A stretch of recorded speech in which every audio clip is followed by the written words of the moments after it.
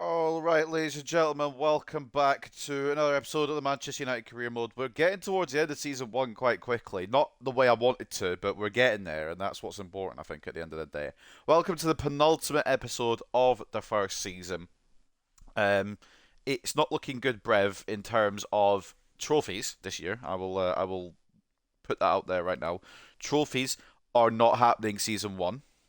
I will give you that. If we take a look at where we're at in each competition, Premier League we're in third, and a win over Man City, which we've done before, can we do again? Would put us within 2 points of Liverpool. However, it's Man City, so I'm not sure if we can, do it again. I don't know. We'll see. In the FA Cup, we got knocked out in the fourth round, I believe it was, by Southampton on penalties. Poor decision making mixed with bad play on my part kind of helped that. And then Southampton got knocked out by Cardiff in the end. And that's how the FA Cup looks. It's North London on one side, Cardiff and Luton on the other. And then for the Europa League, it's just better not to talk about it, I think. It's probably better just not to even bring it up. I don't understand what Fenerbahce were made of, but they were made of absolute dominant stuff because they just played us off the park. I don't really know how though. Like they're good. They've got a decent team. And I will show you their team in a minute. But I just don't understand how we've been played off the park that much. And I've seen comments saying maybe it's a glitch. Potentially it is. I don't know what the glitches are that does this, but it's mental. It's absolutely insane. I just want to have a look at this Fenerbahce team then, just to show you what we were up against and why there might be a reason why they destroyed us. What's the Turk? I forgot what the Turkish league's called. Is it a Trendyol one? It is. So I mean, this is a team. They're not bad. It's not like it's a team that's not good. They've got the legend Fred for God's sake, and they've got Enesiri. They've got some good players. However, these aren't players that are good enough to beat us 9-3 on aggregate. Szymanski's a very good player. He might be one we even potentially sign as an option, perhaps. But some of these players are good, but they're not as good as what that says. 9-3 is not a fair result out of that. So I'm assuming either it's just a glitch or Fenerbahce are just that good because in the league phase as well they gave us issues. If I just go all the way back to the league phase quickly, bear with me guys. If we go down to when did we play them? October it will have been, won't it? Probably would be is just do this on the calendar, wouldn't it? There you go, 3-all at their ground. They didn't even finish in the top eight. They didn't even finish in the top eight of the table. They finished 11th. It didn't seem to look that good in qualified. 16 goals to be fair. They are a goal scoring team. But they conceded 10. We conceded 10 as well, but we also scored 18. It's a fucking mind boggling kind of effect, but at least we don't have to worry about it anymore. We're out of the Europa League, we're out of the FA Cup, we're out of all the competitions. All we need to do now is try and secure a top four spot. So, that is the plan. Whether it comes to fruition is a different matter. We've still got some tough tasks ahead of us before the end of the season. Um, we've got Manchester City at home, Newcastle away from home, Wolves at home as well, Bournemouth away from home, and then we'll finish today with Brentford away. And then last episode tomorrow will just be those three games. You can see West Ham, Chelsea, and Aston Villa. What's up, Darnaira? Um, I don't speak much Spanish, but I'm guessing that says I love the stream. I think that's what it translates to, or I like the stream. Which, if it does, I appreciate it. I've got a small amount of knowledge of Spanish. I know a little bit of Spanish, but not a lot. But I think that means I love the stream, so thank you for that. I appreciate it. If it does mean that, if it means something else, I apologise for being wrong. Let's take a look at the academy as well while we're here, just to kind of thin it out a little bit. Makete Kamalo, we're going to release, and I think that's the one we are going to release. Damiano Poli hasn't turned out to be too good either. We're going to release him too. And that is the squad. Ali, I'd like to keep him in the save. He had quite a good little stint in a youth tournament. So we'll keep him in. Not going to promote him, but we'll keep him in the academy. Awel Ali and Mohamed Tam will go on promotion soon. They are both 18 years of age. We'll loan them out next year. And then Russo as well. He's coming along looking quite good. So he might get called up as well. And then for Season 2, we'll do another youth project. And you guys, if you want, can pick the countries, can pick the positions. But for now, we're not doing any more of that. We've got our squad. I'm a Manchester United fan as well, so I'd probably be watching your career mode. I appreciate it. Yeah, no, I'm a Man United fan as well. It's not easy at the moment. And I'm trying to make an alternate reality, like a different kind of place where Man United are good, but I'm still struggling with that. But yeah, you're more than welcome to watch. You're more than welcome to stay around. There's previous videos on the Twitch channel, and all these go up on the YouTube channel. The full streams go up on YouTube, so if you miss anything, you can go back and check it out. Right, let's get into the nitty-gritty then. We kick off in a Manchester derby against probably going to be the champions, but there's a chance it might not be, Manchester City. I didn't expect to be third at this point, but it's not all done yet. Newcastle, Arsenal, and Chelsea are all sniffing about for a Champions League spot, and if we slip up against any of them, I don't think we face Arsenal. I think we've got Newcastle and Chelsea at some point now. It could be curtains for the top 4 spot. I don't know. It could go either way. What do you think about the real Manchester United? Is it Ten Hag or is it some players? I think it's a bit of both. Ten Hag tactically doesn't seem to be able to get the best out of these players. But at the same time, the players aren't giving their best. They're not giving it their all. They're not putting enough effort in my opinion. So I think it's 50-50, really. I think we do need a new manager, but I also think we need new players. And sacking the manager and keeping these players wouldn't solve anything. The players will still be lazy. The players will still not fight for it under a new manager. So until we can get players that will play for the badge, there's no point in changing the manager, in my opinion. So to open today, Manchester United play host to Manchester City in a massive game that will have great influence at the top of the table. The league leaders are in for a test. Manchester United piled the goals onto Manchester City to beat them the last time we met. It was 3-2, and we won in the last minute. We didn't really pile the goals on. But we did end our undefeated streak in the Premier League, which is pretty good. Anything else to read about before we go into this? I don't think there is. After a great performance in the match against Nottingham Forest, Onana is named player of the match. And we did beat Nottingham Forest last episode. And the results from last episode as well, I will just quickly review them. Bit of a mixed bag. Fenerbahce, I don't know what they're made of, but they're insane. And they destroyed us last time. Fenerbahce just put us in a spliff and smoked us. We did beat Arsenal in between. A very good defensive performance. We also lost to Leicester, which was just bad luck rather than anything else. And then we bounced back with a 2-0 win over Nottingham Forest. So it's a mixed episode. I don't know what's going to happen after today. We will get these 5 games done. And then for tomorrow's season finale, I don't know where we'll be. I don't know what we'll be doing. But we'll give it our all. Sacking the manager won't solve nothing, I guess. The players aren't giving their all. Injuries keep coming up as well. Yeah, it's a mix of everything, really.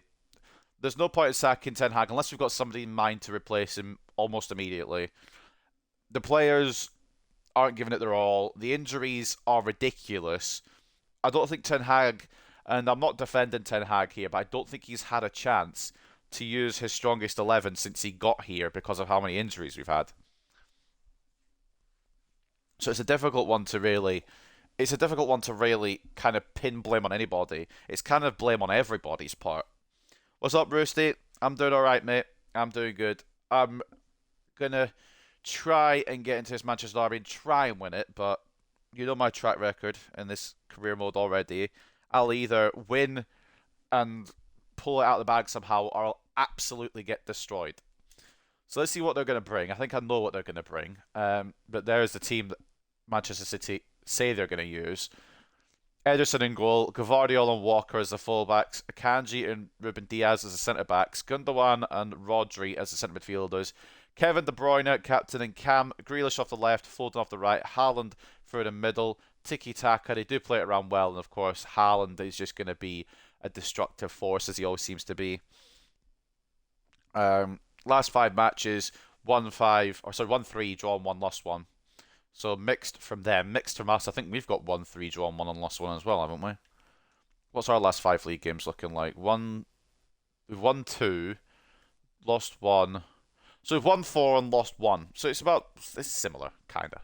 They've had slightly less points. I feel like Man United's in the same spot as a club like Valencia. You need a complete culture change from ownership down to players. We do have, like, I mean, Ineos are in and they have part ownership. They kind of have, like, part sort of control over it. But we need to move away from the Glazers. Totally, yes, I agree with that. I agree with totally moving away from the Glazers. With Manchester United, it's a bit of everything. And it's not going to take 1 season, 2 seasons, maybe even 5 seasons. It's going to take, at the very least, I think, 10 years, potentially, before we get back to where we were. If we ever get back to where we were. It's going to be a long, hard, difficult process. It's not going to be done overnight. And it has to be changed, yeah, from top to bottom. Do you think Ten Hag knows his starting 11? I don't know. He probably knows him to talk to, but I don't know if he's ever used his strongest team that he would like to use. And brought in all the players he would like. I mean, he's brought in a lot of players he would like, former Ajax players, who are quite decent.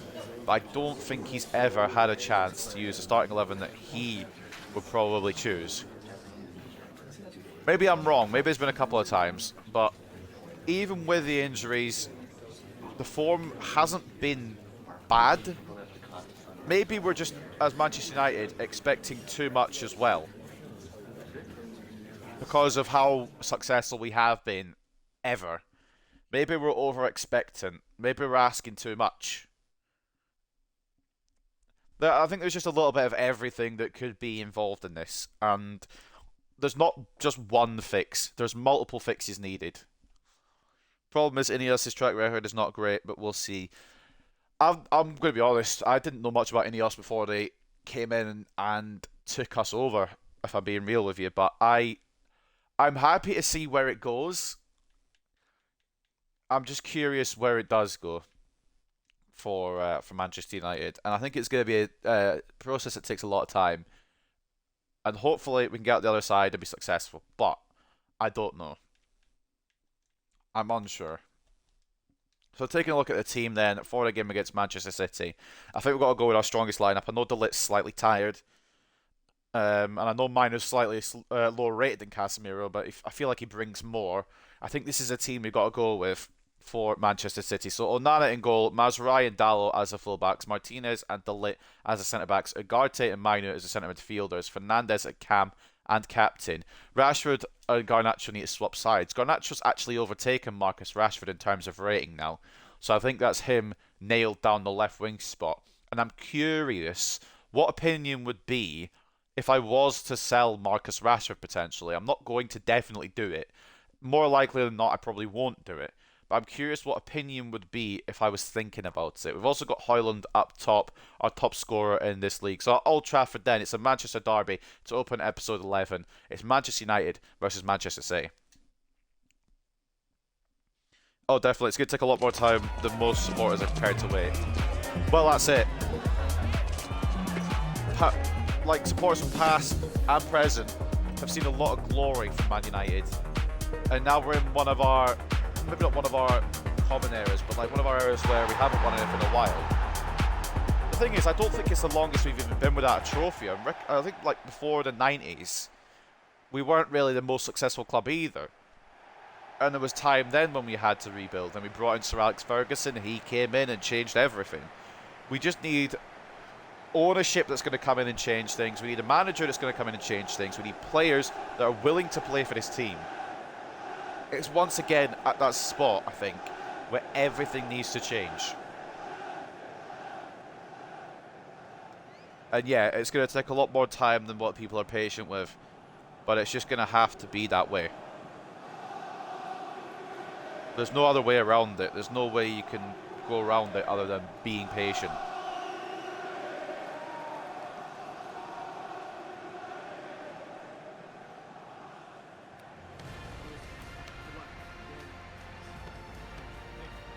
Anyway, to the career mode.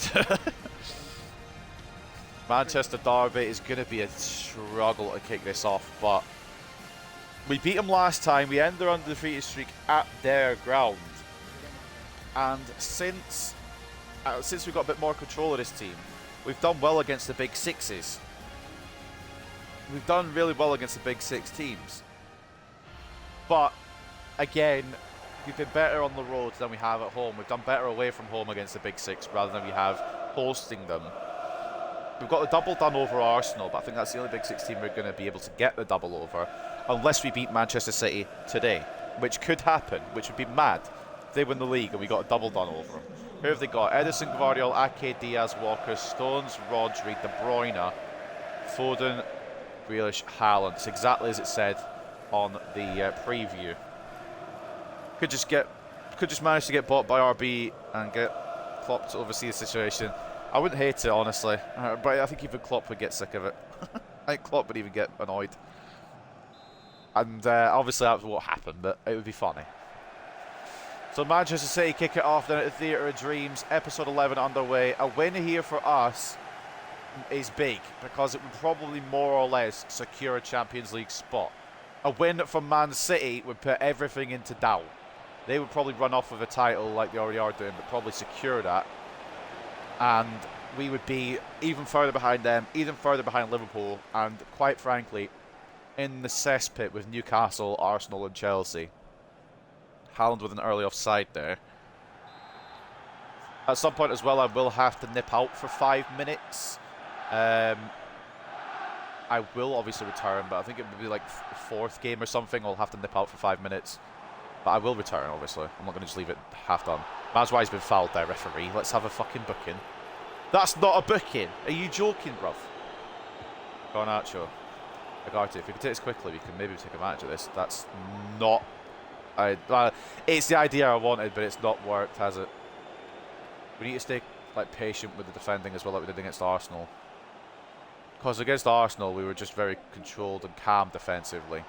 And we need to do something similar here. Maz try to keep it a Walker. He's put back into the path of De Bruyne.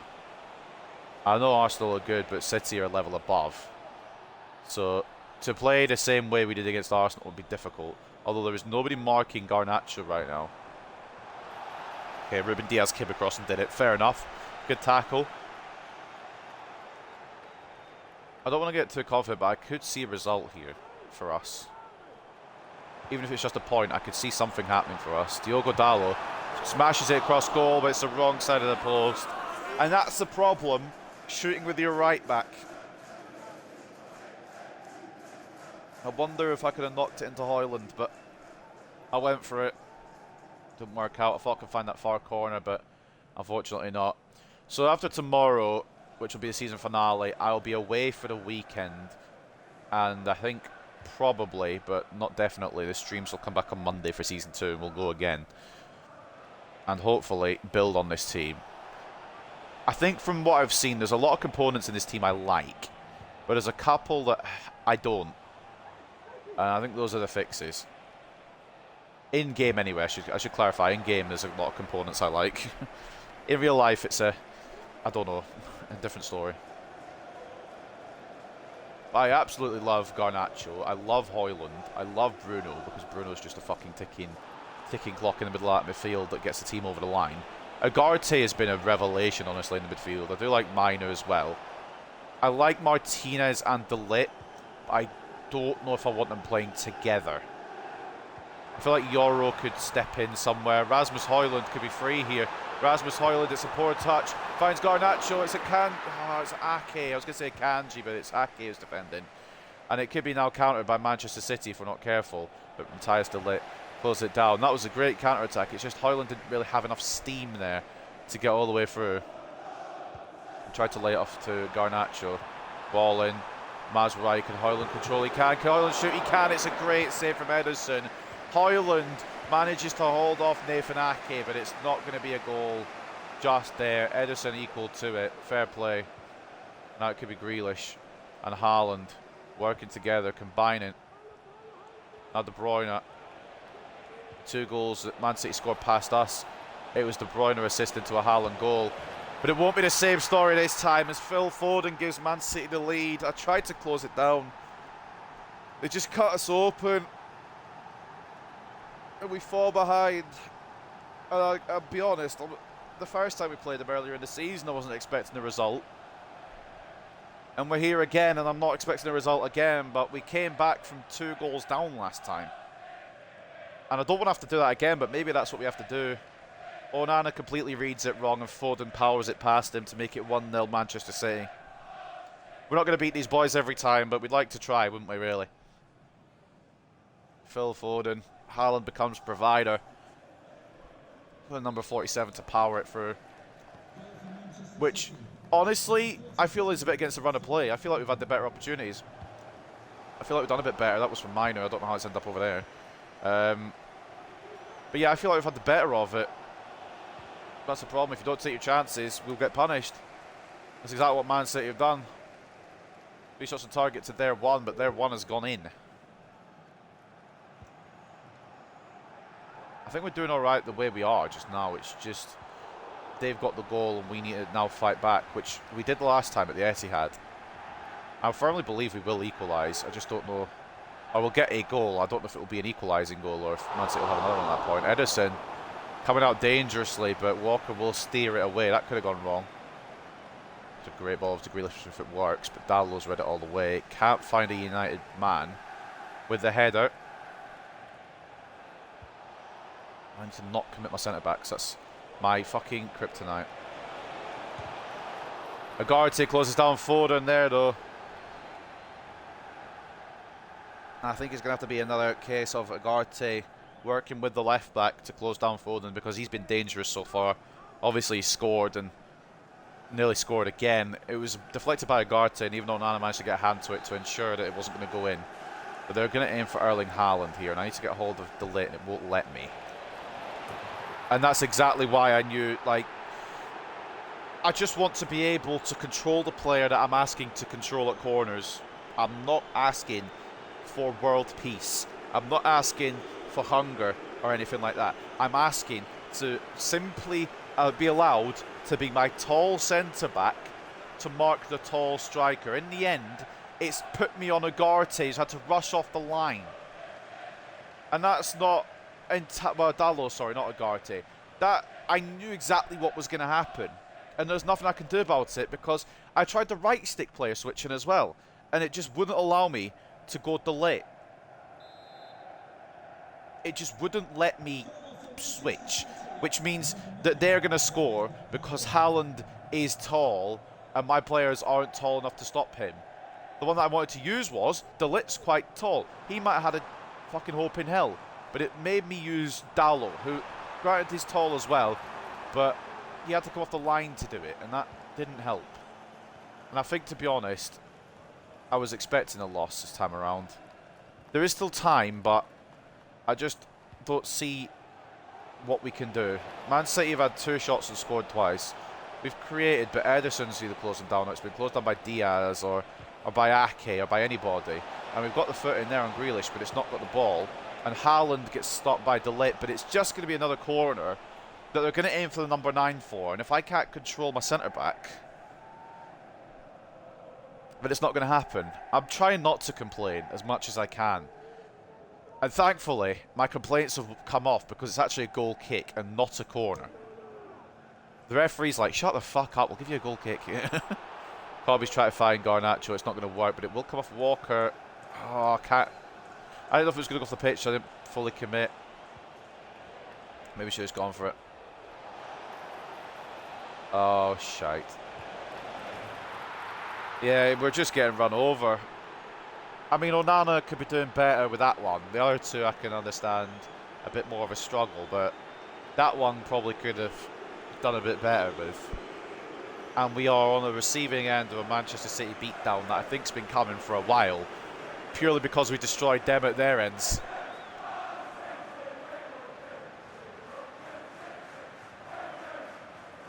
And there are still questions around the fact, do we get a new goalkeeper? Because Onana's had some good performances, but when he's been bad, he has been capital letters, exclamation marks, bad. he will keep a clean sheet, but then the next game he will let in 4. There's not any consistency. And we are bringing a new backup in next year, and the new backup might also be an old friend, but I think it's sorely needed. Might end up giving Onana some competition, because I don't really know what to do against teams like Man City. Last time around, I think we just got lucky, to be honest with you. Can we blow the whistle? It's not even injury time. It's not even done yet. I just want to get to half time. In fact, I want to get to full time, get out of here, to be honest. They're just taking the piss now. They'll lick us a tackle, and we'll just boot it away. They're taking the piss a little bit now. They're not even fucking...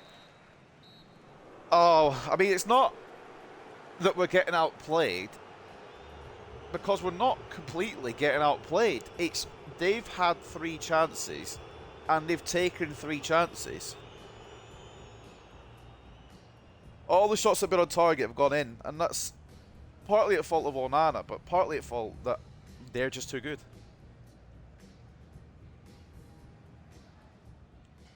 And we might be able to pull something off, but I'm not confident. They've just been that good. Maybe they have outplayed us.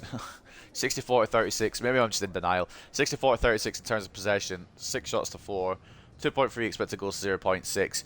This, however, you have to think about it like this as well. This is a Manchester City that towards the end of the season just starts winning every single game. So it was always going to be an uphill battle, because they just win every single game at this point in the season. But I didn't think it was going to be 3-0 at half-time. And I'm hoping it's not going to be any more. But I'm not sure on that fact. Games against big teams like City, like Newcastle, like Villa, like Chelsea coming up now is probably the worst timing for them. Kanji coming on for Stones. I wonder if Stones has got a knock or something. To be honest, I didn't even know Stones was on. I thought it was Diaz and Ake at the back, unless Stones was playing right back. Hold on, where was John Stones? I swear John Stones was on the pitch.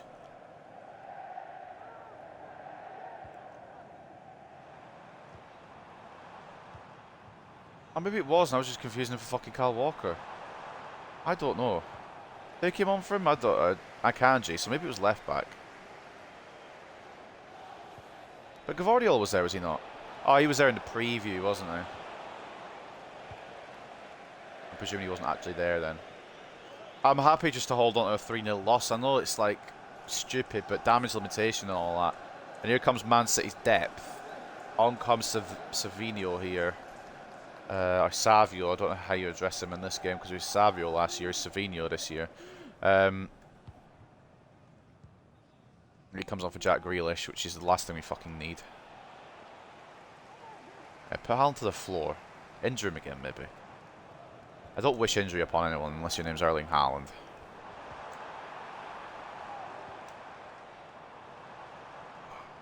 Sick. Just smack it, Rashford. Hope for the best. Ake closed it down.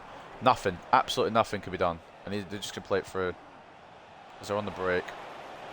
Savio plays it back. Interesting choice. And Dalot. Getting pressed by Savio. Looks for Haaland. It's closed down by De Ligt. I just can't get the fucking ball away. It's going to be 4-0. Never mind. De Bruyne just ignored the pass. I will try and get something out of this match, but they've just been better all round. Menu. Rashford is running the wrong fucking way. Minus pass doesn't go well either, and I've committed my centre back like I've just said to myself not to do. And Haaland's going to make it 4-0. There's so many issues. Like, I'm not playing good, but there's just so many issues with this game, man. Why does it switch to my centre back without permission? I don't want to be De Ligt there. I want to be fucking Menu, and it puts De Ligt out of position. I try to come across with Martinez, but Haaland is just so big, Norwegian, and good at the game.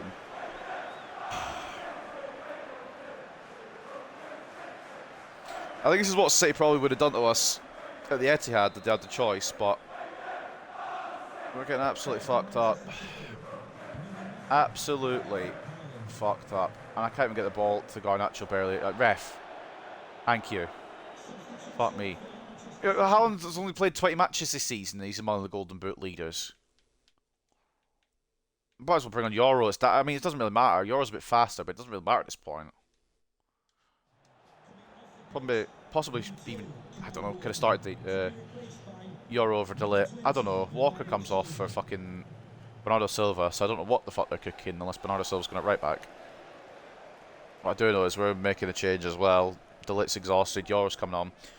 We're 4-0 down already, so it doesn't really matter. I've written this game off. We just need to bounce back in the next ones.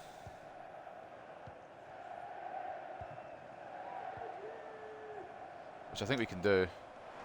Try to just knock a little ball over Garnacho. Try to find Højlund. Maybe I should just hit it. I'm thinking sometimes maybe I should just hit it and hope. But it's not always a choice. Wow, that was a choice there as well, to hit it and hope. But even then, the Man City defence have been ridiculous today. Dallow's not going to keep up with Savinho, I don't think. Or maybe he is. Well, City got Palace next, en route to the Premier League title, probably. I don't really see much on here. There's Garnacho.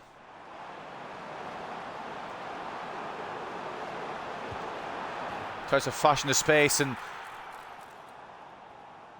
Ederson has had a nightmare there, to be honest with you.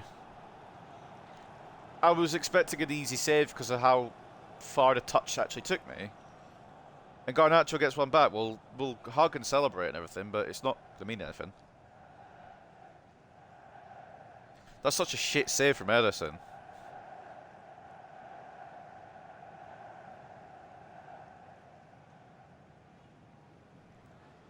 I'll take it. I'm not going to complain. It's a consolation goal for Alejandro Garnacho.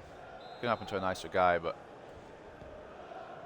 I probably should just sub people off and think about the next game, but I don't really need to. I think there's a week's break.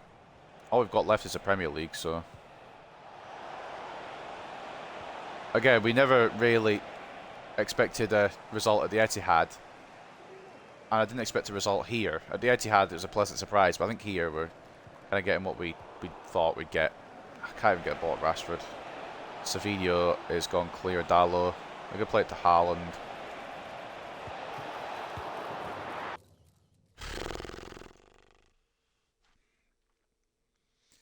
Nah, it's just really good when your goalkeeper saves it straight at Phil Foden. It's absolutely mind-boggling. It's exactly what I wanted, actually.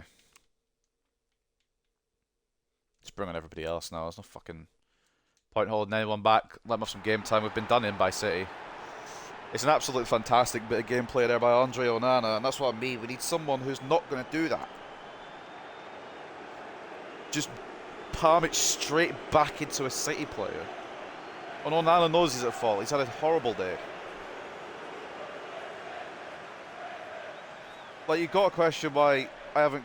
Well, I mean, looking at it, I probably could have closed Savinho down earlier. Probably should have done a better job at that. But you've got to fucking question what the fuck Andre Onana's on to do a save like that. Just try and name it anywhere but Phil Foden. I think that's a hat-trick now for number 47. And it doesn't really matter to us. We're fucking done. We're done out here. It's been done for a while.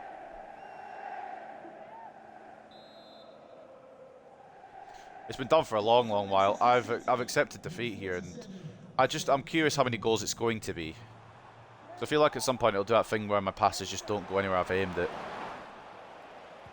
Diaz just takes the ball off Garnacho as if he was a child. But I'm just curious at what point it'll start doing that, where it just fucking doesn't go to the right player. We're on Casemiro. I don't think it's going to make a blind bit of difference. Maybe the experience is what we need in the midfield. Højlund's taking a heavy touch. Can't get it under his spell. And now City, pinpoint, perfect passing. All the way to probably Haaland. Who's offside. Who's onside. Oh, good save from Onana. It only took 80 minutes to get one, and now Foden's just going to plop it onto the head of the big Norwegian, so it doesn't really matter. It's a disastrous performance, but it's kind of what we expected from Man City. They're going for a title, and they always seem to fucking go into next level fucking gear, whatever, when they're going for a title. Bruno's going. He's just steaming it down the line. Why not? Just take a shot on, pal. It's great from Bruno Fernandes, but it's going to matter little to this scoreline. It's going to matter little to this result. And Bruno's just not even going to celebrate it. We're just running to the halfway line. Whoever missed the tackle kind of fucked City over there, to be honest. Because the player who missed the tackle on Bruno could have taken it off him. I believe it is, it might have been Gvardiol, perhaps. Number 24, I think it said, so I think it is Gvardiol. It's not going to matter to the scoreline, but it gives us a bit of encouragement. Gives us a bit of, you know, there's a slim chance. It's not very high. But again, look, if we can win the ball back quick and score 3 quick goals, you just never know. I mean, it's not going to happen. So Savinho's overtaken Euro.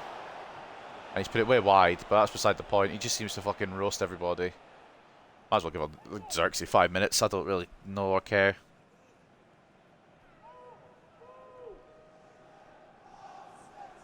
Way off target from Savinho. I need to keep calling. I'm going to switch between Savio and Savinho, and I can't help that because he was Savio last year. But he's Savinho this year, so it's kind of difficult to pick.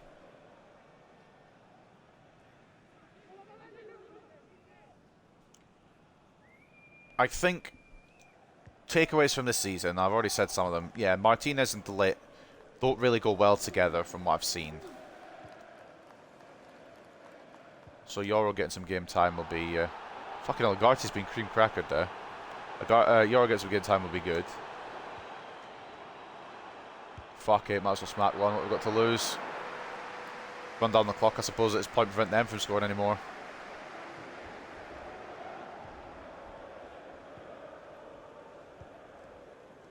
They just seem to get out of every situation, and I've just run like an idiot with Dalot. So Savinho, once again, is going to escape. Dalot is tired. Savinho is nearly full fucking stamina. Imagine bringing off Grealish, who is decent in his own right, got a lot of goals this season. And coming on, you've got Savio. Like, fuck me. And there's Foden's 4th, probably. No, good save on Nana. Haaland's going to get another one. No, good save on Nana again. I'm glad he's woken up when we're 5 down. Really great, that. Okay, it's not going to matter to the scoreline, but we could get Xerxes through for one. And he will get one. That's really well composed, to be honest, from Joshua Xerxes. It's a great ball from Alejandro Garnacho. It makes the scoreline look a bit more respectable. And it will still be 3 points for Manchester City. But that's a great ball through. And the way that Xerxes takes this on as well. Waits for Edison to make his move and lifts it over him. We are going to lose this one, but Xerxes, that's a great take. And it just shows what he is capable of. I just wish we could see more capability of it sometimes. Sometimes he plays like shit, but that was great. Made by Garnacho, scored by Xerxes. It is a 5-3 loss, but it doesn't look anywhere near as bad as it did. And now Bernardo Silva getting booked. That late challenge on Manuel Ugarte, it's not going to matter. Because after this kick, the game's over, but it was a yeller. And we beat them at their ends. They beat us at ours. It evens out, I suppose. Phil Foden with a hat-trick. Haaland with one. And I don't remember who got the other one.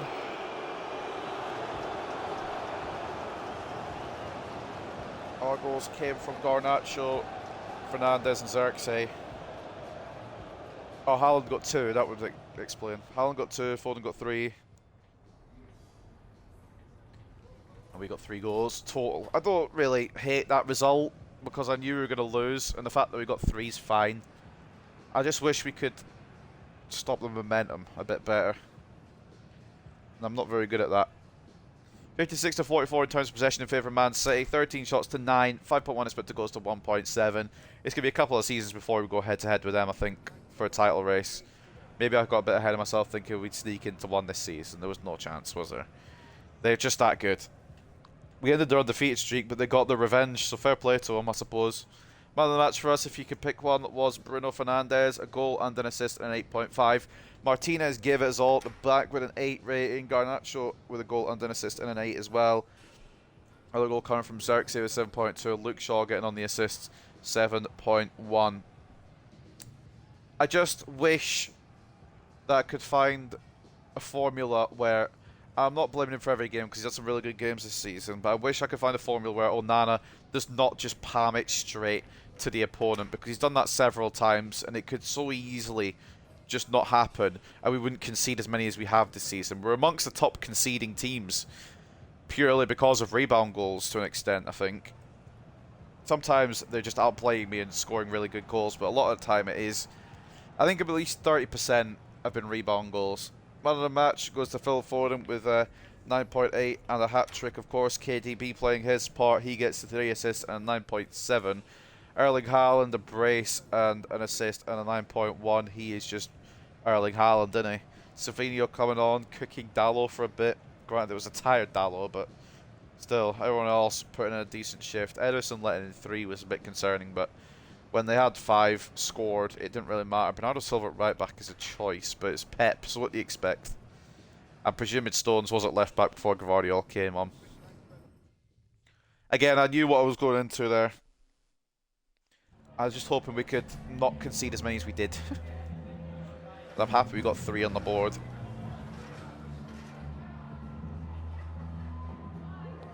All those questions about Fernandes, and with good reason. He seems to be the fucking main man.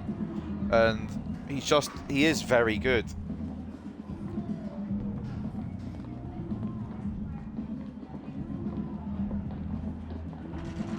Well, unless he starts going down in rating, there's probably no way I will sell Bruno Fernandes.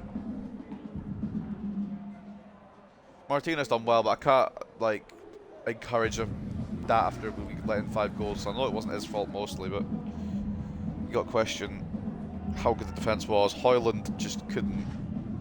Got 3 shots off but couldn't convert today. We'll just downplay it.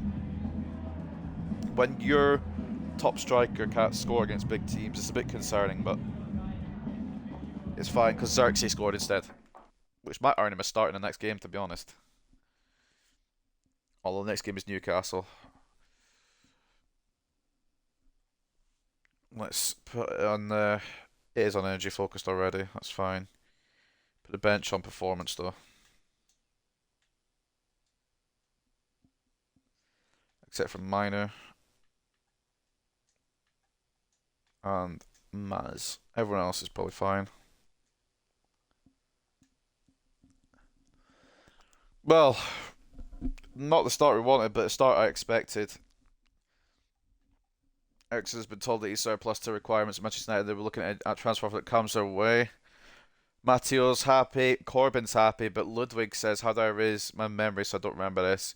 Unfortunately, he is 33 and he's going down in overall. It's the best time to sell him. In fact, the best time to sell him would have been at the start of the season, but I'm giving everyone a season, like I said. 29 goal involvements in 28 games. He's slowed down slightly, but he's still doing alright. I mean, it's not like he's had a bad season. Just hasn't been there. Haaland scores twice for Manchester City in their 5-3 win against Manchester United. And Phil Foden gets man of the match after the hat-trick he scored past us as well. Manchester City took another step towards proving to the nation that they're a team to deserve the title. We didn't stand a chance. Yeah, I mean, I can't believe they're saying that was not expected when it probably was. But we beat them the other way around. I guess it's evened out.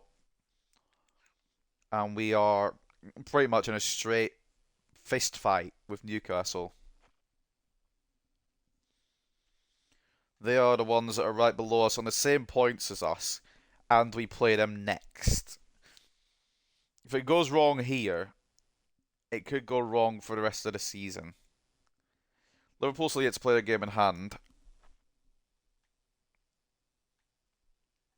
They got West Ham. Oh, no, it's next weekend. Oh yeah, they've got that one down against Villa somewhere down here, don't they, that they have to play? And that'll be their game in hand. Right, okay. Cool. Yeah, I expected a loss, I'll be transparent.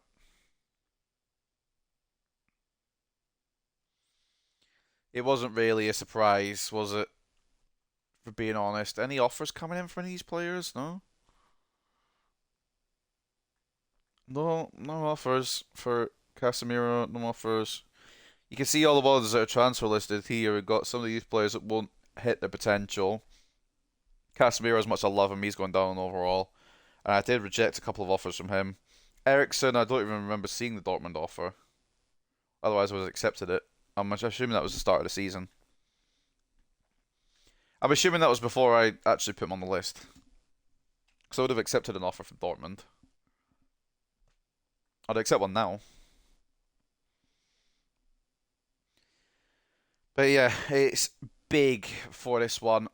Some of their teams have played their next games. Arsenal dropped points. Man City look definitely on course to win the league now. Liverpool lost? Oops.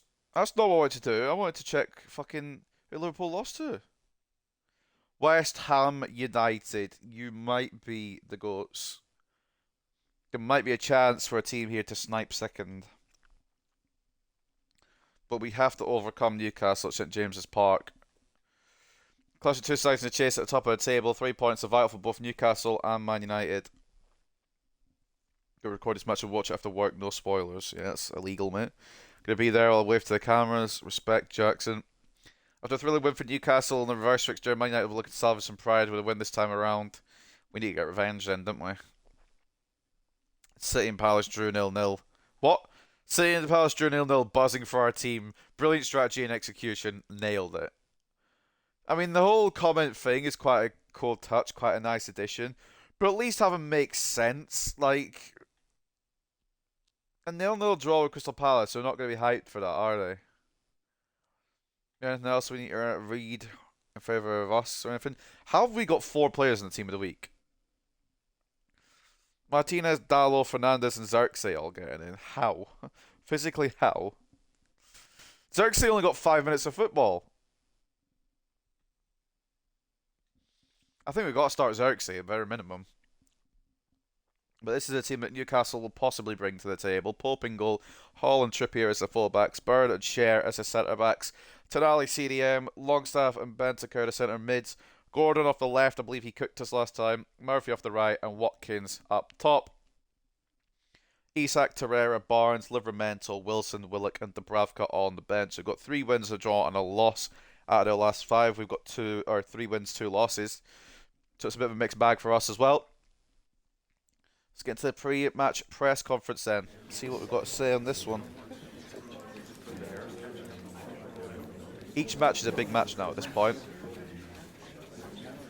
His low 92% tackles won. What? I think that's a good number. Continue, mate. I don't see that as a bad number. 92% of tackles won. Of course, Fernandez when playing in the attacking mid position. Do you think I've lost my brain or something? Think I unplugged it? It's a straight fucking firefight between us and Newcastle for that 4th spot, and you think I'm going to drop Bruno Fernandes? You must be off your fucking dome piece.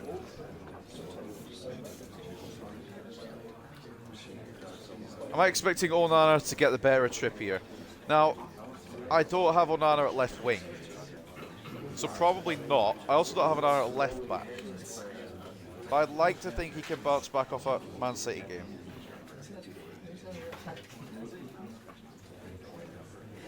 I'm not trusting Bayern with this one, no matter how many Onana concedes. Maybe I'll regret that, but for now that's my stance. Sticking to it. Save over. Unfortunately, after that Manchester City derby loss, I don't really want to save over, but we will. We're an honest man, if nothing else.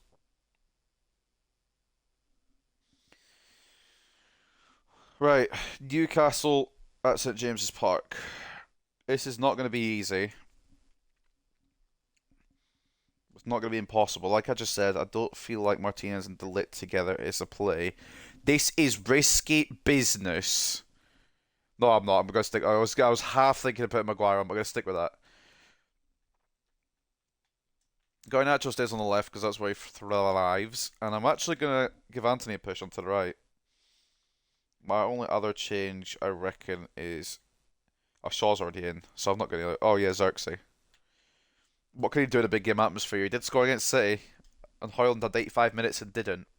Some risks being put in here, but no risk, no reward, as they say. If this goes wrong, then, yeah, fucking... At least I tried, innit? 85 rating now, Onana. I don't know if he already was. Shaw is, and I should say in between the sticks. He's not going to be marking Kieran Trippier on that left-hand side. Don't worry. Shaw, Dalot as the fullbacks, Martinez and Delete as the centre-backs. I know I said they don't play well together, but maybe I was a bit critical after that Man City game. Agarte and Casemiro as centre mid. Casemiro bring that experience. Fernandez as Cam, Garnacho off the left, Anthony off the right is a rogue one, but it might just work. And then Joshua Zirkzee up top. Again, Højlund didn't score in that game against City. He's been a bit quiet recently. Zirkzee with a very composed finish. He earns his spot in this one. Probably will come off Højlund at some point, especially if we need to. But at St James's Park, it's Newcastle United versus Manchester United. Third versus fourth, both on the same points. Newcastle have a slightly better goal difference. Or we have a slightly better goal difference, I should say.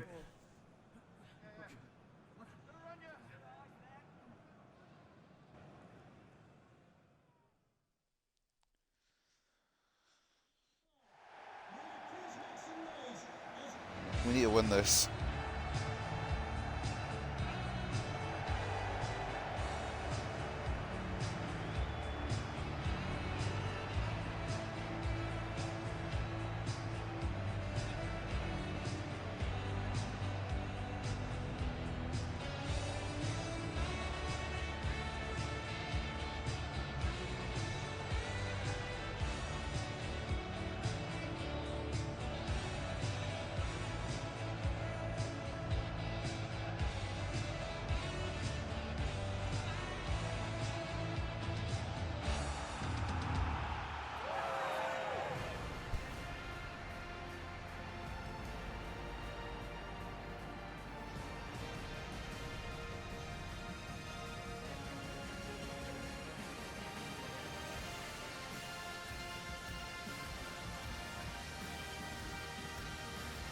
I don't really know what to expect. I just want to see what they're going to bring to the table, because I don't think their lineup is what it said, because Botman's in it.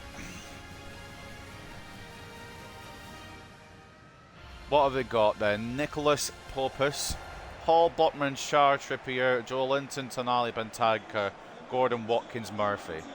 A lot of it's the same, but there's a couple of changes. We just need to not get cooked by Harvey Barnes as well off the bench in case he fucking comes and scores an equaliser.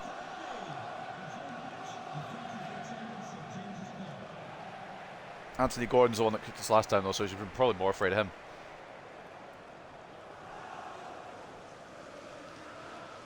Anthony always seems to bring it in these kind of games, so he gets a nod. Zirkzee gets a nod purely off that goal, because he scored and Højlund didn't. That is really the only reason I'm starting the Joshua Zirkzee here. And Garnacho just seems to... I think he's got that fucking left wing spot nailed down now. What the fuck has it done? What the fuck did it do? Oh dear. If I fucking concede from this. This didn't do the pass I wanted, I'm really fucking pissed off. Alright, good. Let's just not do that then. Let's do that. How... Let's just do the pass I wanted to do and it just fucking fucked me up again. Richard Watkins winning our chef last time around as well. Nothing for Jacob Murphy there. I think Luke Shaw put him off enough. I think it's a goal kick. I mean, Murphy did get foot to it. Battle of the 23s. Shaw wins that one. Not quite where I aimed the goal kick and not quite where I aimed the header, but it's football, I guess. I don't know. Close down. Don't get the ball back. Try again. Close down. Don't get the ball. Well, I got it initially. I mean, we're third and Newcastle are fourth right now. If we just draw each other. If we just have a draw here, we don't fucking like... Could you just play along? We'll just draw against each other and there's no issues for either of us. Arsenal don't get snuck in and fucking nothing happens. I know it's match fixing, but shut up. That was a poor touch. Newcastle got us under the cosh early. Ollie Watkins, a player to watch. I mean, it was a big price for Newcastle to pay for him, and he's worked out. I put that in the air. Oh, fuck off. Well, I pressed LB to put it in the air. Nice one, Delete.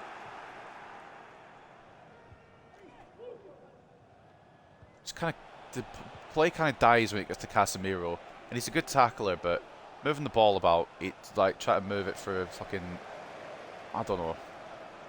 It just doesn't feel easy to move the ball for a nice tackle at Gartsy. It's been pretty much all Newcastle since the starting whistle here. So instead of calling offside, let me switch to you. We can fucking tackle the gun. Alright, cool. Offside anyway. Well, I got the initial tackle, but I'm just not allowed to keep the ball off the initial tackle, and I panicked.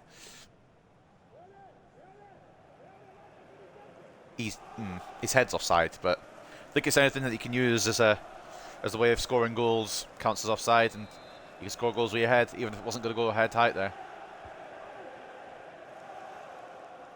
I may be trying too much here. Not enough. Why the fuck does it not release the ball when I fucking press to? I should be on Anna's all day. Right, let's try up the right hand side because this side's pissing me off. Oh, I remember why I didn't go up the right hand side. Casemiro's got the fucking pace of a bus. Alright. Throwing United. We've had nothing this game yet. And when I said throwing United, I think I meant throwing Newcastle. I don't know what's going on here.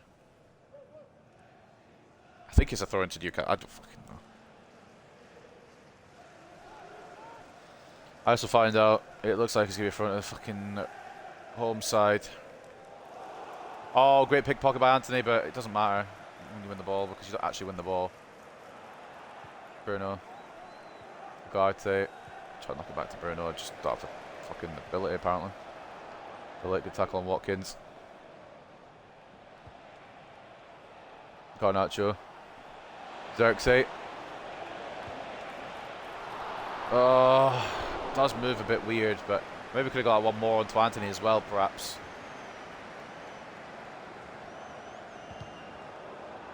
That will fall to Anthony. That will possibly. Oh, I can get through the gap to Xerxes.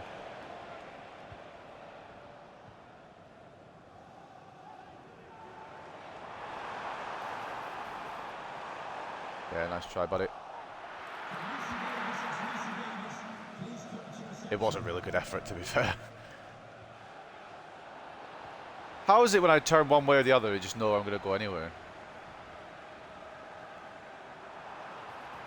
Again, Watkins with this little burst of speed. You need to keep an eye on that. That's what got us done, I think, at Old Trafford.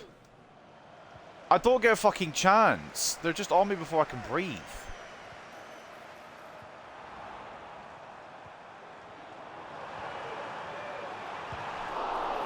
Oh, it's great closing down by Onana. I don't know how the pass has been allowed to get through to Watkins again. But it got through. Onana closed down as quick as he could. Oh, it's headed down. It's not away. Is it going to get away? Probably not because this game fucking hates me. Luke Shaw. Good tackle. This has been about 80% Newcastle, 20% us. We've had one half effort from Xerxes. It bounces off Watkins and then Onana's face. If there was ever an Onana save, that was it. Again, we're still undecided on his. Well, he might stay. I just don't know if he'll start. I don't know. That could be a community one, perhaps. Xerxes, not the fastest. Don't really want to counter with him. Wouldn't mind countering with the player I passed it to, you know, fucking, I don't know who I tried to pass it to. Anthony. A bit faster, but it didn't opt to. So the ball's just not going to go anywhere near fucking Luke Shaw. Ah, just fucking put it in Mars then. Might as well at this point. I've aimed at long fucking ball and it just doesn't long ball to anyone.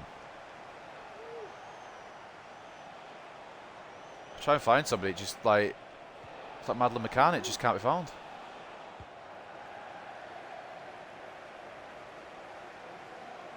Oh, Luke Shaw is not there. That's why Martinez is defending. Great cover of Ugarte. This has been a struggle to just get out my own half, let alone fucking make an attack. Oh, Xerxes just run...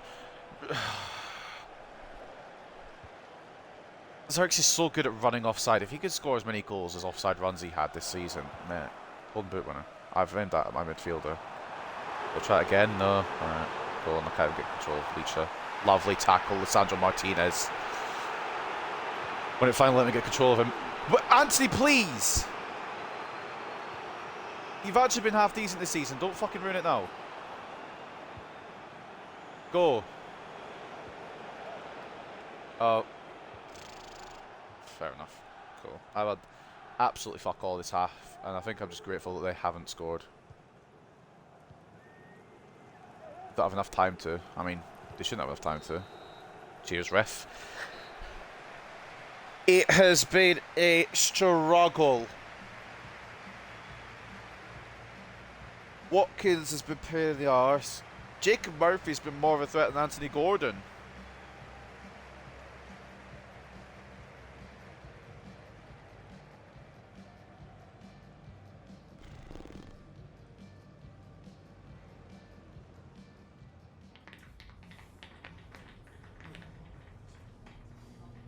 Well, I mean, like, I don't really know how to justify that first half. We couldn't get out of our first half, or our own half. Fuck me, we got out of the first half, we're at half time.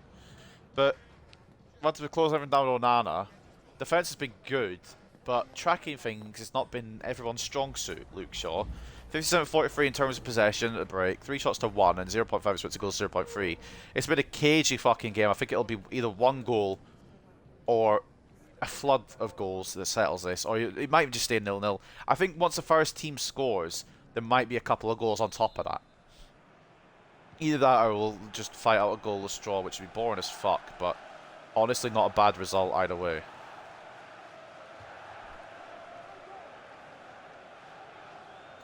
I wouldn't absolutely despise a goalless draw. Obviously I prefer to win, but goalless draw would not be the worst. No, okay, I guess Casemiro's making the fucking run then. Take the corner, I suppose. Why didn't fucking Dallo decide to overlap there? He decides to overlap all the time. Just the one time he couldn't be arsed there, apparently. Bruno to swing this in. Do we find a goal from this corner, perhaps?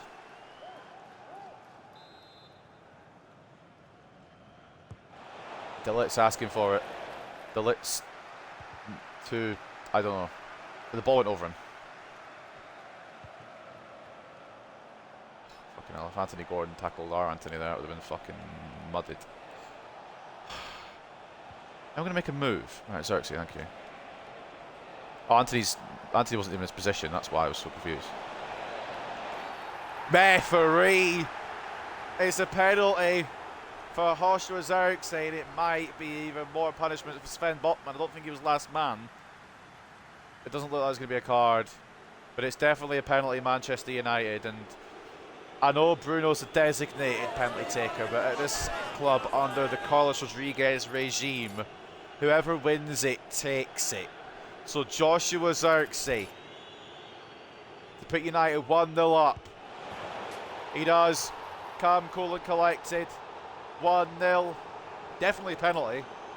I was getting ready to pull the trigger and Botman brought me down. And even Højlund's happy. Someone else is getting involved with the goal scoring. That's definitely, no doubt in my mind, a penalty. And it's finished off by the Dutch international. For some reason, there was no movement from Nick Pope. And Bruno, as much as he wanted to take the penalty, he knows the rules under this new, under these new conditions of Carlos Rodriguez. Whoever wins the penalty either gets the option to take it or give it to somebody else. Most of the time, they will just take it on themselves. And it is 1-0 Manchester United, probably. In fact, definitely. He gets to run a fucking play. Lewis Hall try to create something down the left here with Anthony Gordon. Ball in. Watkins trying it. Not succeeding in it. Bruno looking to spread the play to Anthony. Botman coming across. Watch out for that man, he's a bit of a danger. Garnacho, I think, was still onside. It's going to stay alive with Ugarte. Oh, Casemiro was looking for it there. Interesting choice when Xerxes was my striker. I wanted him there, but he wasn't. Oh, I fucking got a tackle there. Fuck off, did I not?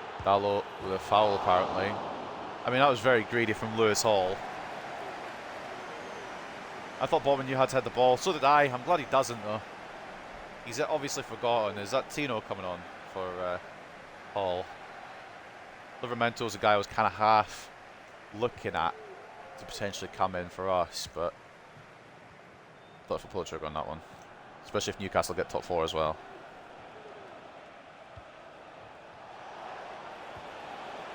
Xerxes through for potentially a second to seal the deal. Oh, it's great positioning by Pope. Tried to go across his great save. Really that second goal, and just in case, because Newcastle have been dangerous all game. First half pretty much suffocated this, but haven't taken any opportunities yet. I'm hoping that will stay that way. Garnacho, Xerxes, one more. Anthony to settle it. Oh, great save by Pope. And it's going to be a corner. Alexander Isak is the best striker in the world on career mode. He always scores like 4 goals against me. Last year he was doing that all the time. He just seems to be untackleable and unstoppable. But for some reason, Newcastle signed Watkins in this save, so I've not had that worry because Isak's mostly been benched. Maguire! Oh, no. Wonder if Slabhead could have got ahead to that, but didn't. Just got to hold him off. Just got to hold him off, boys. For a few more minutes. Just got to hold them off. 5 minutes. I don't know where they've all come from, but 5 minutes of added time. Great interception, Corby. Xerxes. Garnacho loses it out to Cher. But yeah, Isak's kind of been used as a bench player for some reason. Going around Maz there though. Watkins offside. He's offside anyway, it's off target. Should be enough to just about squeeze our way over the line. It's not a great performance from us, but it's enough of one to prevent losing. Here's torture. Yeah, I'm so glad they did sign Watkins, because Watkins, even though he's been a struggle to defend against this season, it's not been anywhere near as bad as what Isak usually is. Garnacho could be released here, perhaps that's off the pitch. Oh, but it's full time. We'll just run out the game then. That's fine by me. Huge 3 points for the Champions League race at St James's Park. A Xerxes penalty is the only thing that separated the sides. Sven Botman's going to look back at that and consider what he was doing when he tried to do that. But yeah, whoever wins the penalty takes a penalty at this club. Hence why Xerxes took it and not Bruno. It's a risk, but it's a reward for the player who gets it. I played versus Tottenham in the League Cup. He signed for Spurs. He scored 4. Played him league decider last game of the season. Hat-trick.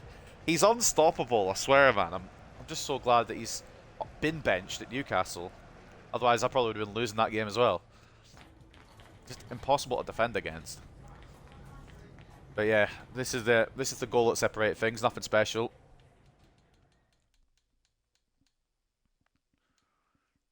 It was a foul. I don't think I can go back to the foul, but can I go back to the foul? I can't go back to the foul, but it was a foul on Xerxes. And yeah, as you can see, put the penalty. I was just trying to play it normally and it didn't let me. But this is what changed the tide. Pope didn't even dive. And Xerxes does very well to just keep his composure. Onana gets man of the match. Good bounce back after that disaster against Man City. The worst part is Bournemouth 4th season. Oh, Christ.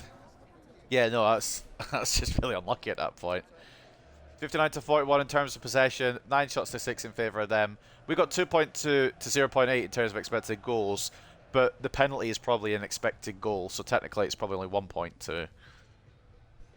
But what matters is we have won. We've won a cagey battle there. We come out on top. This is our first season. This is season 1. Man of the match goes to Onana, 8.7. A goal for Xerxes, getting the only one off the penalty spot, an 8.3. Delit and Martinez, maybe they can work together at the back. It might just be the opposition they come up against that could sometimes beat them. But today, they're very good. Maguire came off the bench and held it down as well. Decent ratings all around. This is the 33rd game, 32nd game. We're nearly at the end of the season. I think it's the 32nd game. Their best player was Watkins, 7.9. Pope with a 7.8. Bentancur with a 7.7. Isak came off the bench and got a 7.5. Yeah. Even Pope got a 7.8, but couldn't unfortunately save the penalty. Sorry. No, excuse me. Pardon me there, video game. How is it goals conceded 0 when he conceded a goal? Oh, penalty goals conceded. Oh, I didn't even see that. Never mind. I apologise, game. No worries. Well, we just about squeezed past Newcastle and hopefully go one step closer to confirming top 4.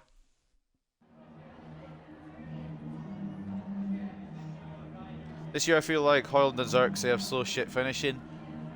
Thing is, I'll agree with Xerxes. I just feel like he's a bit difficult to handle, but Højlund for me has been out of this world. Højlund for me has been fantastic. He seems to like just be able to score anything he touches most of the time. Yeah, FC 25 this one. But yeah, Højlund seems to be fine for me. Yeah, he scored, I think he's got 18 goals in 28 or 29 games in the Premier League. He's got a good scoring record. Xerxes got a half decent one, but it's nothing special. I will show you in a minute. The Lit's only content. Nah, we'll celebrate his performance, cheer him up a bit. Done really well. Get him in that happy. Xerxes is a lot more difficult to score with than Højlund, but Højlund has been really fun to use for me. Or maybe it's just the way that we're setting him up rather than him actually being good. But he does seem to finish off most of what he gets. I'll just show you quickly. So far this season, he's got 22 and 39, and he's been pretty much involved in everything. Garnacho, by the way, look at those contributions. Oh my god, he's got to be my player. I know Højlund's been really good, but it's between these two for player of the season. Definitely. But those are the stats. Even Xerxes done alright. He's not set the world alight or anything, done anything special. But he's been okay. He does score sometimes. And I will probably keep faith in him. But yeah, Højlund's been really good. 22 and 13. Garnacho 16 and 17 is an absolute madness, by the way. Rashford 13 and 8. Even on a slow season for him, I still like that he's doing well. Bruno 8 and 15. He's been good, as he is. Ahmad 10 and 1. That's not had a lot of opportunity. But he's been alright. And same with Anthony. He's taken quite a lot of his opportunities as well. 7 and 6. Sancho doing alright on loan, but we're going to probably sell him. I don't really... Unless... Do we put him on the right-hand side? Instead of going to sign a right winger, do we bring Sancho back and try and revive him by putting him on the right side? Because he's not going to go on the left side. Garnacho is going to be on the left side, probably for the rest of the career. Rashford is going to be hanging about somewhere just as a backup, I think, at this point. Ahmad and Anthony are good, but I'm wondering if I should bring Sancho in and put him on the right. Against him on career mode, he scored 4 against me to knock me out of FA Cup because his pace now slow setbacks. When I use him, he's trash. Yeah, I don't know. It's really weird how he's just goes through everyone's defense, but then when somebody else when I used him as well, it didn't feel as good. It didn't feel like he could just go for everybody. It's weird how it sometimes goes, but it's also I guess it also makes it interesting. So let's advance then to Wolves, it seems, next. A couple of things to cover first, though, apparently. I've reviewed I've not reviewed the training plans, but they're going to stay on the energy ones. I need them with energy. Offer received for S. Longo. We'll try and sell him again. I don't know if he's going to go, but we'll just accept whatever. Team of the week. Xerxes in it for a second week in a row. Obviously, he was the difference in that Newcastle game. Isak getting in at right mid is quite funny. Till at left mid is quite funny as well. And of course, Onana in between the sticks. Onana's... See what I mean? Onana's... It's difficult to decide what to do with Onana. Because he does really well one game and then does really shit the next. Mate, do Rashford striker for squad depth and Sancho for squad depth. Yeah, Rashford will probably be squad depth. But I'm thinking when Sancho comes back, on the right-hand side, he's probably going to be the highest rated player. because the next one is Ahmad, who's all the way down to 80, and Anthony down to 80. For this season, I've been using Rashford on the right, and it's not really worked because he's better on the left.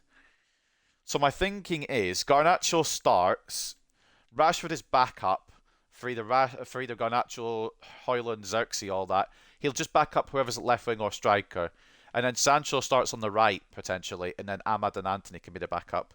Because then we've got a lot of rotation then. Has Tell gone to West Ham IRL? No.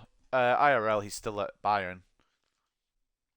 I think he's at Bayern, isn't he? I might be dumb. But no, in this career mode, he's gone to West Ham for some reason. I don't know if it's a loan or if it's a permanent. It's a permanent for some reason. But he is at West Ham. Yeah, I don't really know why. Some really weird transfers in this one. There's another one as well. Try to remember who it was, and it might be on the transfer history because I can't remember who it is. Oh, that was it. It was I just scrolled off it. It was Lamine Yamal. Lamine Yamal going to Arsenal. It's just fucking ridiculous. It's really stupid. I mean, it makes sense for Arsenal, but he's going to be behind Saka for a long time. Some really weird ones. And this one I hate. Alphonso Davies going to Athletic Bilbao. It's just stupid. There's a lot of weird ones in here. Some of them are actually quite cool. Some of them are quite good. Some of them are just really weird. Like Reece James to Atalanta, like you would ever go there. Some of them don't make a lot of sense. He did in my career to West Ham, that's why I wondered. Yeah, fair enough. Up the Gunners. I'm not agreeing with that. But yeah, I mean, Yamal is at Arsenal, and I don't really know why. New email from United board. Expanding our brand represented an important target for the club. That's fine, we've got 2 seasons for it. I've got it on lenient, so I shouldn't get sacked. I've not got it on no sacking, because if I do bad enough for Man United, they will get me gone. But I've not got it so it's like last year where it was just we got sacked even when you won titles. And the brand exposure one, we've got 2 seasons for, and we'll do that next year. I've got a few 82 pluses in mind anyway. So we'll probably do that. Okay, we are caught up and we are ready to go for the next game, I think. Taking a look at the table. That is how it's looking now. Newcastle have fallen a bit. If we win, we might just secure top 4 this game. Because Chelsea have played, Arsenal have played. We've got a game in hand and we're a point ahead of them both. Newcastle haven't played yet. It really is on us to not fuck this up, to be honest with you, because we probably won't catch City, we probably won't catch Liverpool. That's fine. If we can secure 3rd in the first season, I would absolutely love that. That would be brilliant. It does mean that we've had to sacrifice FA Cup and Europa League to do it, but I'm okay with that. Obviously, top 4 is the main target. I would have liked a trophy, but it's not the end of the world. Lookman goes to Bournemouth every save. I've only done this one save, but I'll trust you on that. Last year he went to Forest, I think, in my career mode last year. Last Man United versus Wolverhampton meeting was a thrilling draw. It was a thrilling draw? We drew? I need to go to see what that scoreline was. Excitement surges for the Women's Champions League. Yada yada yada. Europa League. I don't give a fuck. Fenerbahce are still in the Europa League. You know what? If Fenerbahce win it all, fair enough. I think Chelsea are through as well. Premier League Team of the Week we already read. Alright, let's get a little update on the European competitions then, because I am curious. Benfica and Milan, Real Madrid and Liverpool. Benfica might go all the way, that would be interesting. Europa League, Athletic Bilbao, Slavia Prague, Fenerbahce and Roma. And then the Conference League, Athens and Betis, Fiorentina and Chelsea. Fair enough. So let's see what Wolves are bringing then to the table. They've got Johnston in goal, Aït-Nouri and Doherty as the fullbacks, Gechter and Fofana as the centre-backs. Yes, they've signed Fofana from Chelsea. I suppose Chelsea did need to offload a few players. Traore and Mario Jr. as the centre mids. Gomez off the left, Alvarado off the right, Orta and Cunha. Oh, I do remember the Wolves game now. Orta captain and Cam, Cunha up top. I'm pretty sure Cunha scored a hat trick, or at least 2 out of 3 of the goals, and it was 3-all, I want to say. Haidara, Jose Sa, Semedo, Totti, Gomez, Strand Larson, Doyle, and Forbes on the bench. I think it was 3-all. If it's the one I'm thinking of, then yes, it was 3-all last time around. Where are the Wolves? There they are. 3-3 draw, yeah. That was in December where it was very busy, though. I reckon we can win this time around. Chelsea should be there, yeah, absolutely. Chelsea deserve to be in the conference. Right. Onana, I'm probably going to keep in. Shaw can have a game. Dallo, yeah, right. I think we need more full-back depth as well in the summer. I'm going to give Yoro run out. But I'm not going to drop Delit because Delit was actually quite good. We'll go Delit, Yoro. Mino comes in for Casemiro. Agarte's up to 85 now, by the way. This man has been a revelation in the midfield. He's been really fun to use. I really like Ugarte. Bruno Fernandes, Cam, Garnacho goes left.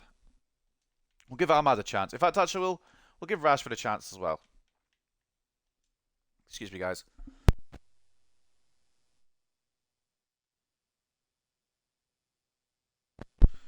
Sorry, I had to cough. Alright. Yeah, I think we'll go with that team. Are you going to play all the matches or simulate and playable highlights or just play the entire matches? I'm playing the entire matches. If it was like a rebuild or something, I'd probably switch between. But for this, I'm playing the entire matches. Try Rashford at striker. You know what? I haven't tried it yet. I haven't given him a go at striker this season. I will trust you here. This is the team we're going to go with then. Onana in goal. Shaw and Dallo as the fullbacks. Delit and Yoro as the centre-backs. Agarte and Mino as the centre-mids. Fernandes, Cam.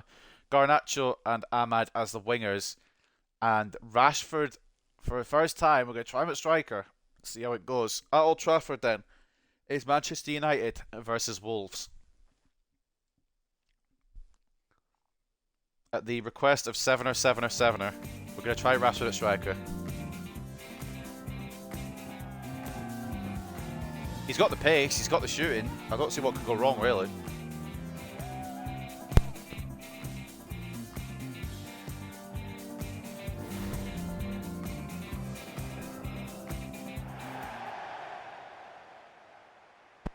For this first season, I've really tried to just play it safe and keep people where they're meant to be. But I will give Rashford a try up front and see what happens. I'm happy to test things.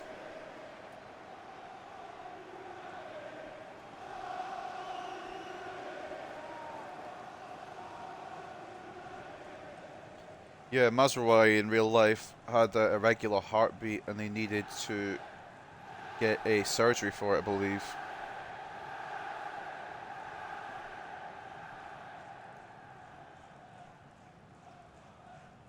So he's out for a couple of weeks.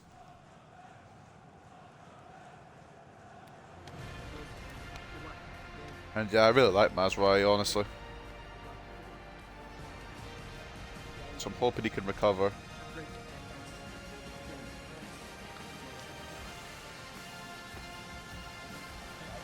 His injuries in real life are fucking us a little bit.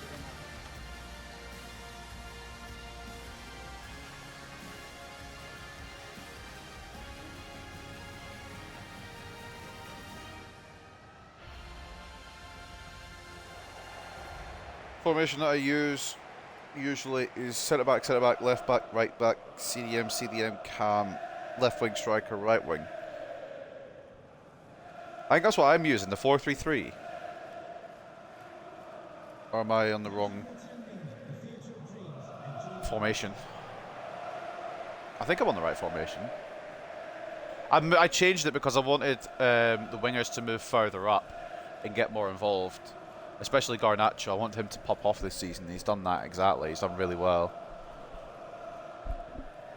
Centre mid Cam for me. Hold on, I'll pause before we start and I'll have a look.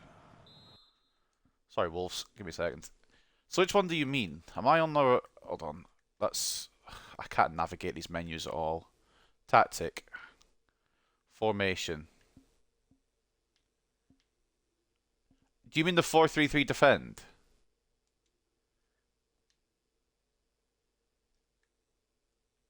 No, because that keeps him in centre mids as well, or am I just... Oh, I've not saved it.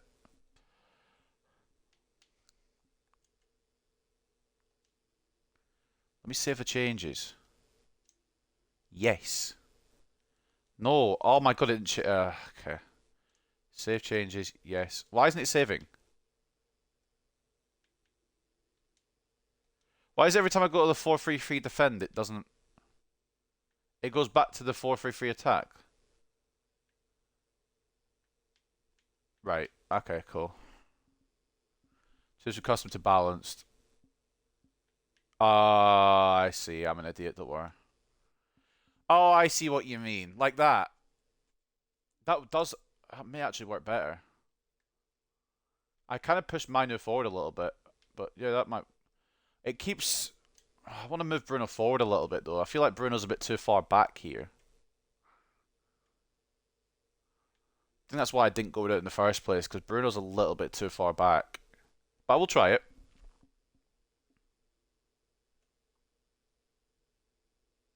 It's not that. Hold on. We will find it. We will find this formation. So it's a 4... Is it holding? No, because that's centre mid. That's centre mid. That's all centre mids. Is it this? That's got no wingers. I think it's that one, but I switched off this one on purpose so I could push the wingers up. Is it 4-2-3-1 wide? It's not that one. Am I just dumb? I might just be dumb. Oh, it's this one. I found it. 4-2-1-3. That's the one. Okay. Right. Put it back on custom because there's such shit I want to change.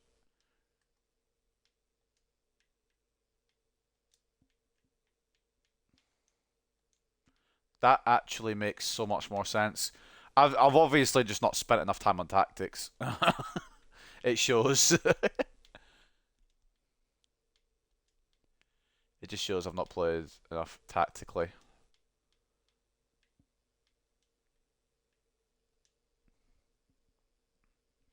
Yeah, I'll give it a go because I didn't even know it was a thing. I just haven't really probably researched enough. We'll go with that. Rashford up top. This is the formation. So it's got Bruno as a cam, Ugarte and Mino sitting a little deeper. Okay. You know what? Let it cook. Oh, I'm not going to get there, is he? That was a bit of a crash. Let it cook, let it cook.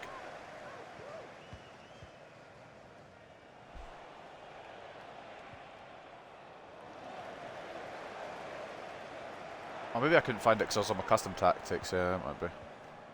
It just shows how much I've used the tactics this year. It's not a lot is the answer.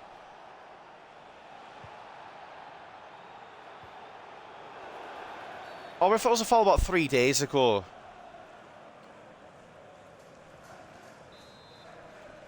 I just tried to find a good formation. It's basically just for CDM who can't play cam. Yeah. Or centre mid even, yeah. It's not bad. I might switch it back at some point because I want to push Minu a bit further up. But I might switch between these two. So I like the one I had, but this one could work too.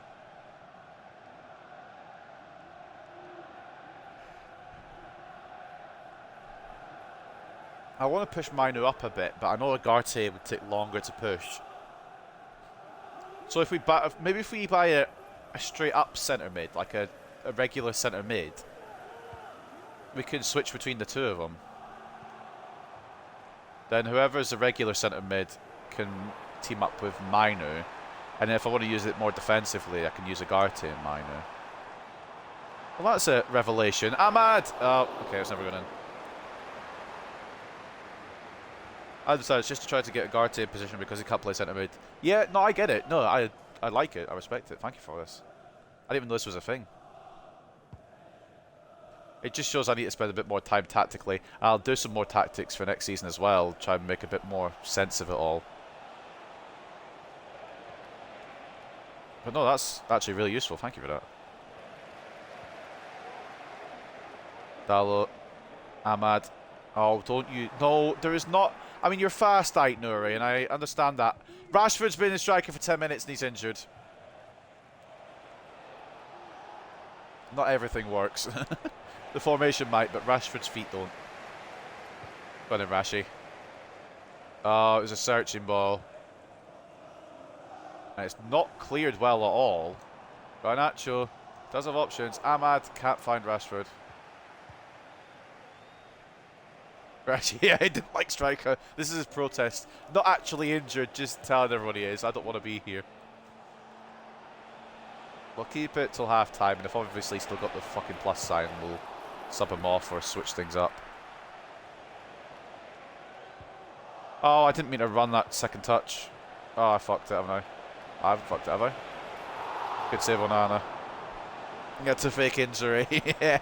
It's like, I don't want to do this.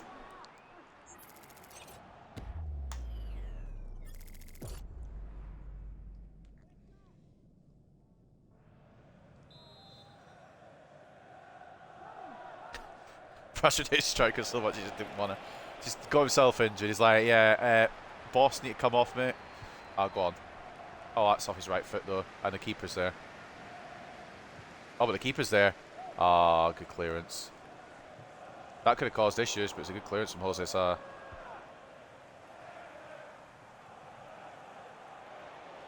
Ahmad's just been sat down.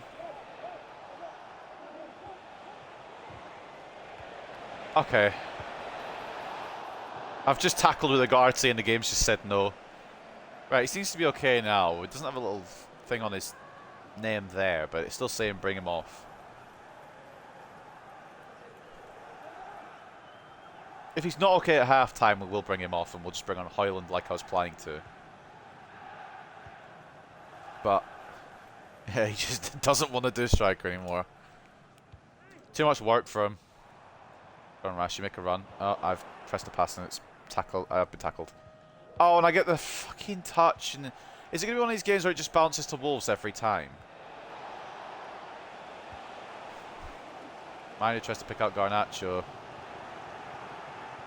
He presses well and wins it well. Rashford turns. The injury's gone. Oh, it's deflected by Bueno.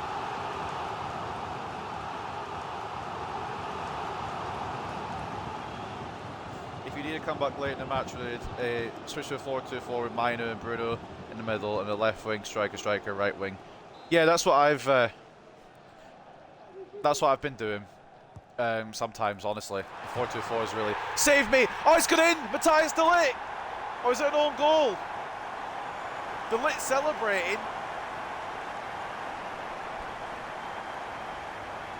Yeah, I've sometimes switched to the 4-2-4 if I need something out of these guys. I'll bring off whoever goes next to Højlund and then bring on a striker. Like Xerxes, maybe. Oh, is it gonna... That's on target. That should be de Ligt's goal. There's no way that should go down as an own goal, in my opinion, if it does. I think that's de Ligt's. That's got to be de Ligt's. Who is it giving it to? But... Hold on. That was on target, wasn't it? Or was it not? Let's see. Shaw's... Okay, I don't want to be watching Luke Shaw. Oh, I fucking messed up here. Right, give me a second. Let me go back out and go back in. How is this an own goal? I swear it was on target. I'm going to review this, unless it's hitting the crossbar. No, that should be de Ligt's goal, unless it's Lamina that's headed it. I'm so confused how this is an own goal. De Ligt wins the header. It's going in. I'm very annoyed. That should be de Ligt's goal, but it's fine. We've got the lead, and that's all that matters. But that should be de Ligt's goal. I'm fuming he's got robbed of that.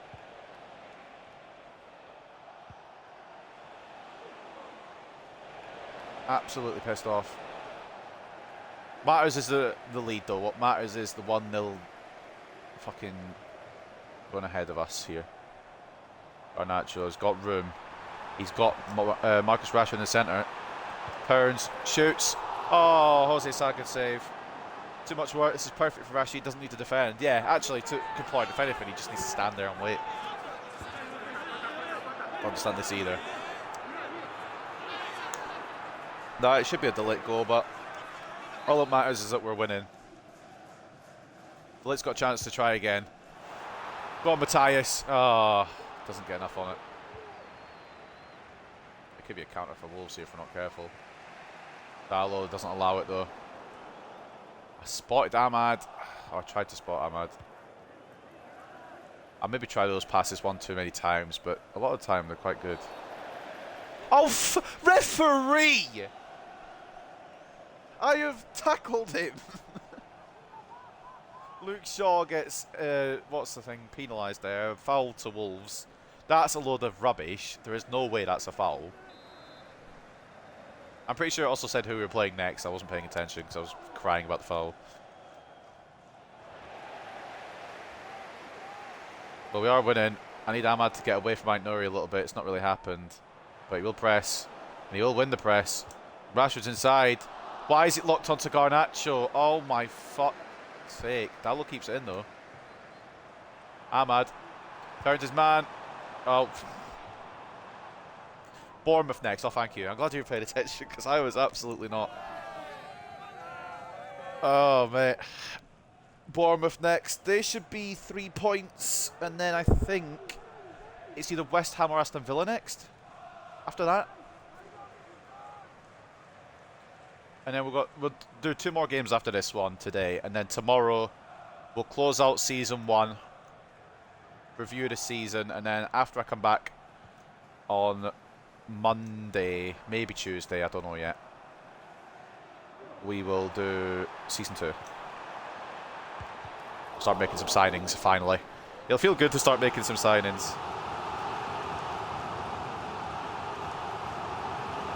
Fuck, was that learn to shoot Diallo? Yeah, it was a poor shot from me, but we'll get another corner. This is a game that needs Harry Maguire, to be honest. Maybe should have put him in. Delay. It's not going to be won by Delay. Can you keep it alive? Ahmad. Luke Shaw. Crack one. Oh, good save. Am I going to win the battle? I am. It's a throw into Manchester United. Could we get someone running down the line? Kinda. Cobby's sort of doing it. Leave it for a corner. Oh, it's come off me. Never mind. Don't leave it for a corner. Chase it. Well, we've been a lot more dangerous, actually, with his formation change, and Rashford's not been bad. Maybe this is what we were missing. A bit more danger to the attack, a bit more, you know, dominance over the game. Perhaps this was it. I passed that too fast there. Not allowed them to control it. Oh, that was a nice move, I must admit. And it has left Luke Shaw in no man's land. I'm trying to recover with him. I don't want to commit centre back out. Right, that's a terrible cross. We're fine. Don't worry about it. Now Ahmad. Can he spot Rashford? The ball was there, but it didn't quite make it to him. One back for now, but then lost again. 1-0 at the break. It's an own goal according to the game, but we all know it's Delict's. 1-0. Manchester United. Rashford doesn't like change, he has to fake an injury. I know. I'm not playing at striker, he's saying.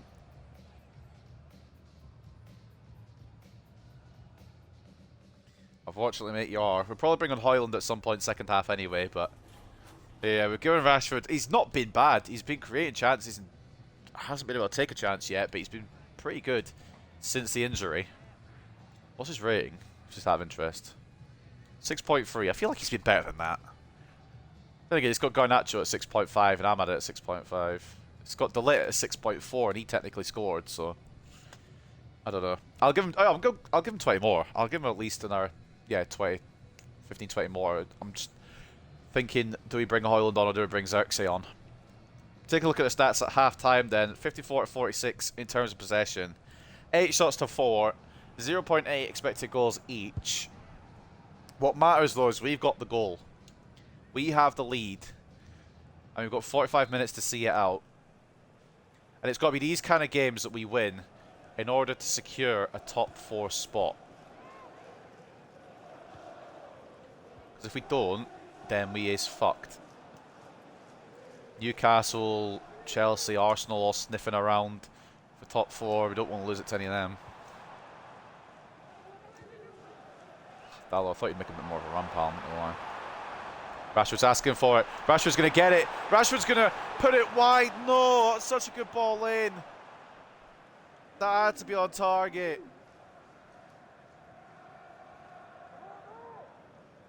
Oh, it's such a bad shot.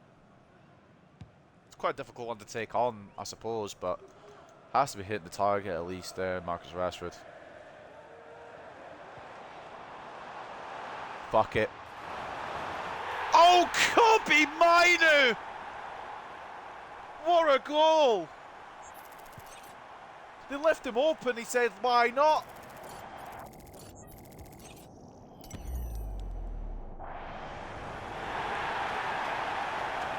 Buried past Jose Sa. He's not scored a lot this season. But maybe this change of formation will do him good. Kobe Mainu, 2-0. What a goal from the youngster. Absolute thunderbolt, you're right. Well, that'll fucking lift spirits. That is a goal that we can claim. There's going to be no own goal questions around that one. But now we need to not lose like our heads here. We not get complacent. We need to hold on to the defence here. Mainer's got it again. I've tried a long ball to Garnacho. It's a weird one. It nearly worked though. I will try those, and they won't often work, but when they do, they look beautiful. Vinny tries one from range. I mean, Onana could have probably held on to that. I don't know why he's not just caught that, to be honest. It's fine. It's a save. It's not good in our net. That's the important part. I think I'm going to bring Xerxes on, you know. I know Højlund's the main man, but Xerxes scored in the past 2 games. Although, actually, no, I don't know. Højlund needs game time as well. Oh, it's going to be caught by Onana. I don't think that's what I did. We've nearly conceded there because the game has thrown it to their striker. Just for reference, I've aimed it at Dallo. just so you know, I've aimed it up at Dallo on the right hand side. It's rolled it to yeah, that could have been a problem. With this 2 CDM, do a power shot all the time. They're so dangerous in this formation. I will be doing them. If the space opens up, I'll take them on, trust me. I've scored a couple of power shots this season. I think Mainer's first goal was a power shot. I scored one with Casemiro as well. It's always good when the space opens up because you can just try one and see. If the space does, like, show itself, I'm not going to say no to a little cheeky power shot.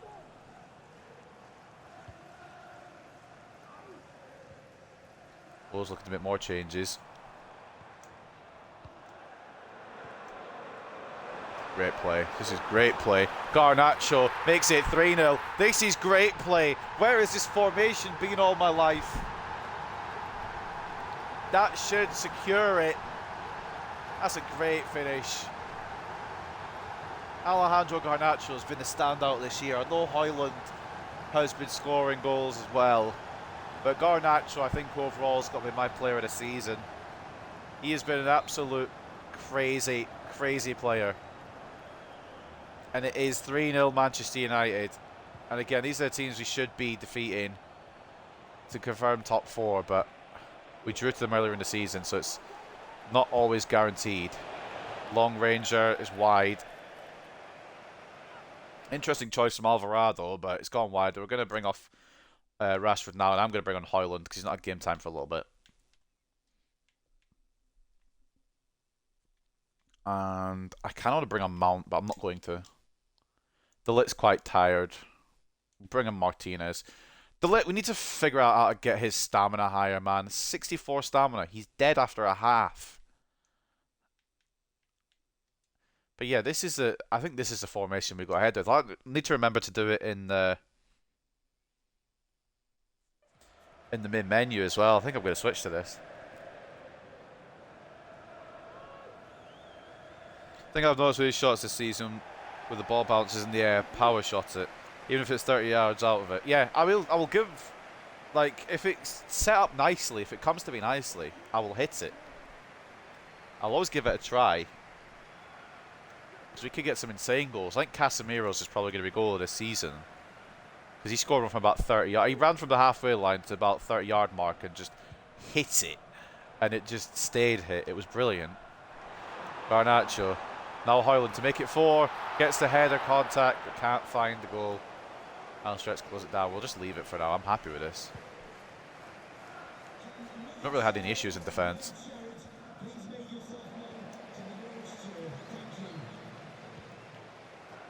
Not really had much issues at all this game. Yeah, this formation has been beautiful. Thank you for this. Ah, I should have passed it back. I just need to rely on me not being stupid, which is going to be difficult, but I'll try.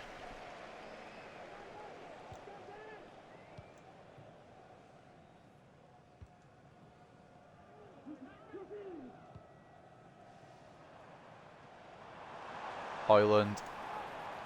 Bruno. Ahmad. Oh, can't get away from Fofana. I've won the header, but I've nearly fallen over winning the header. Yoro's still not quite there yet, is he? He's going to be there. He will be our starting centre-back in a couple of seasons' time, but he's not there yet. Ahmad, over the top ball to Højlund.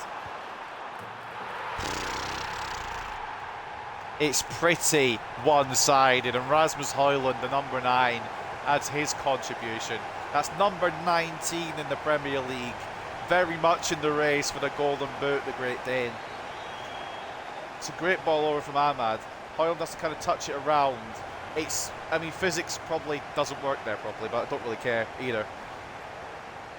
When it bounces in the air, do a power shot, I always do it, and I always score when I do it. You need a good CDM for it to work, with good work rate, fast attack, and good defensive, and really good at taking the ball. I will be doing that, because it's... Everything you suggested so far has worked, so I will take every suggestion on board. But yeah, Season 2, we will try and find another midfielder who can kind of have that ability. So I don't think Casemiro... I know he's got a good long shot on him, but I don't think he's going to be here for too much longer. Agarte. I'm more confident in it with Mino than I am with Agarte. Easy catch from Onana. What's up, Quazier? Welcome back, mate. Once again. Good to see you again. And yeah, Kobe Mino is that guy at CDM. Absolutely. Brilliant.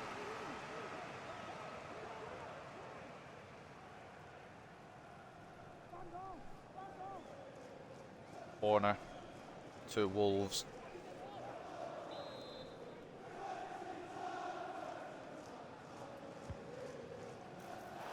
Martinez gets enough on it. It's going to come back in. Onana holds. I mean, Wolves have had some kind of half chances, but nothing concerning. Nothing serious. It has been a brilliant Manchester United performance all around. I've got to credit 7-7 for the formation change. The Rashford striker thing, it didn't go too badly. He was making chances. We'll probably try that again at some point as well. But it's just been dominance. It's been a while since I felt proper dominance in a match. Great block, Yoro. Rashi just needs to get in form. Yeah. Rashi, I've never really liked using him as a striker, to be honest. I personally prefer using him off the wing. But he does have all the ability at striker.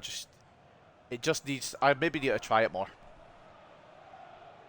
Adams from Bournemouth is also that guy. He has all his attributes that I mentioned too for CDM in this formation. Adams isn't a bad shout. Martinez blocks again.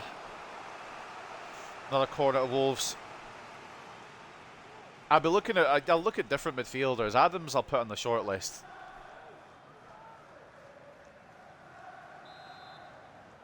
The power shot from Rashford's deadly. Maybe I try a bit more then. Oh, why is it made Garnacho be the one to try and defend it? Good save, Onana.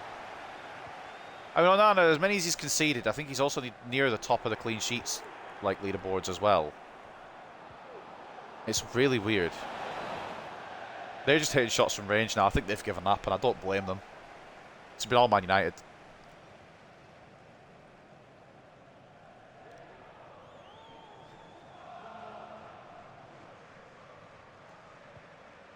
But yeah, this is formation. This is kind of, it's kind of the formation I wanted, to be honest, but I just couldn't find it when I first got the game.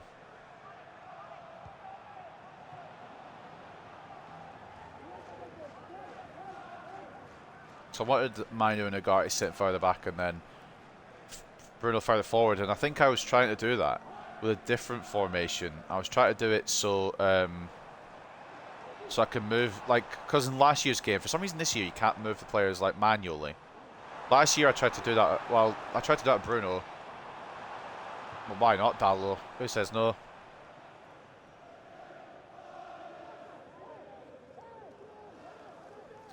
He's cheap and works like a charm in this formation. They can play centre-back. Adams is the one you're talking about. For a team like Man United, though, I don't know if he'll be good enough all around, but I will have a look.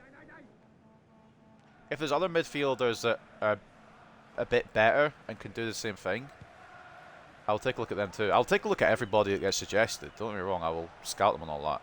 So I've got the ratings off the rip. I did it so we've got instant ratings, so I don't have to scout them. Which I'm glad I fucking did, because, my god, the scouting system took too long. I will take a look at Tyler Adams after this. Dallo's been in... couldn't you have gone on the left wing? How long has he been out there for? And why?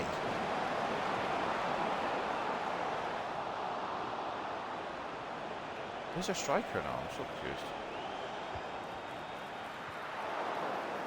Just get it away. Why are you struggling to clear it? Just clear it normally, like normal people. Alright, good job. 4-0.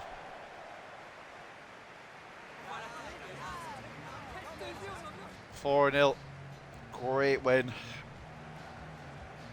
Dominant victory. I think it's because they don't want people to kind of cheat with that tactic. Yeah, I get it. Yeah. But it also takes out a bit of fun if people want to do challenges. So can have the entire team play striker. Yeah, but that's the fun of it. You can have like 10 defenders or 10 attackers. It's fun. They always take out stuff that's fun. But I get why they didn't do it. So I'm counting that as a delete goal. I don't care. Manu, Garnacho, and Højlund with the goals. A 4-0 thumping of Wolves. Another clean sheet. Good overall gameplay. And Wolves did make their chances, but nothing really endangering Onana too much. 55 to 45 in terms of possession. They had more shots than we did in the end, 15 to 14, but a lot of them were wayward. 2.66 goes to 2. And looking at the man of the match, it goes to Garnacho because he is just the best player in the world right now. 9.7 with the goal and an assist. Just absolutely insane. And he's got to be my player of the season, personally. I know Højlund scored more, but Garnacho off the left-hand side has worked wonders. Onana, 8.5, another clean sheet to his collection. Copy Manu with a screamer and an 8.4. Manuel Ugarte, 8.3 and an assist. You can see both of them have benefited from this formation. Ahmad with a goal, an assist and a 7.8. And Højlund with the fourth goal, getting a 7.7. There wasn't really a bad performance. The only concern is that Bruno wasn't that good, but everyone else was, so it's fine. Man of the match for them, if you could pick one, was Lamina with an 8. 7.7 for Alvarado. Nothing really special from Wolves, to be honest. And yeah, nothing really stand out. They put Sarabia up front. They must have, I don't know what they were thinking. And Jose Sa didn't have a great game either. But in the end, it is a humongous W from Manchester United as we aim to secure top 4. Shock was here. Oh, shit, sorry, yeah. I should have shown you the screamer, I apologise. I didn't even read that, sorry. My bad. It will be. I mean, it will be up on. It'll be up on the channel anyway. Yeah, I feel I've meant to. Yeah, I actually meant to watch that again myself anyway. It was such a good goal, but I just went to the post-match interview. Yeah, Ahmad was all right today. Edson Alvarez, good shout actually. He could do. I think he could do similar stuff to what Tyler Adams could do. I don't know. I don't know if he has that power shot though. But yeah, sorry, Quizier. I humbly apologise.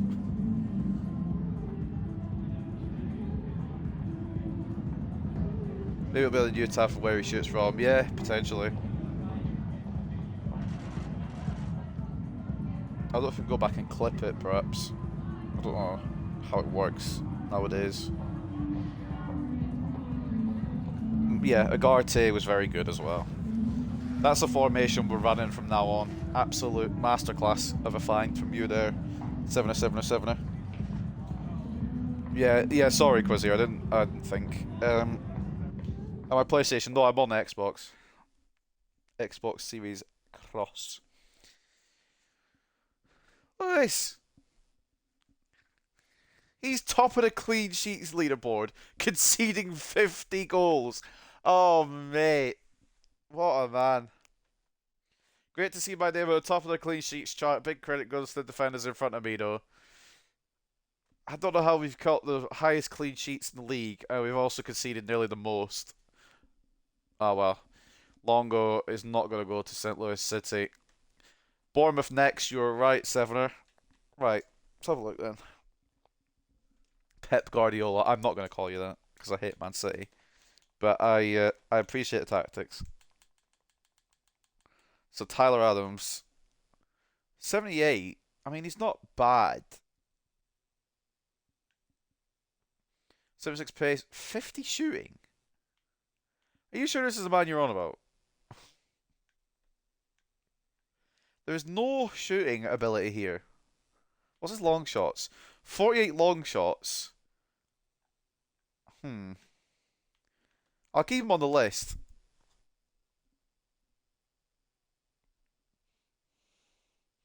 Call me Arteta. I'll maybe call you Arteta then. I don't hate Arsenal as much. I know it doesn't seem like all that. Trust me, he feels different. Is that on FC 25 or FC 24? Because if it's FC 24, then I mean I'll look at him at least. I don't know if I'll definitely sign him though. Because there's other people I do want to sign. That's the wrong player. I was looking at Ed. I was trying to look at Edson Alvarez and it didn't scroll properly because these menus are laggy. Edson Alvarez. He looks like he's got a bit more, but his form's bad. His shooting's not that good either. Criminy. Long shots 40. Oh god. Power header, block, anticipate, side tackle, bruiser. I know he's got him as a CDM, but he looks more like a centre back, to be honest. I'll put him on the shortlist too.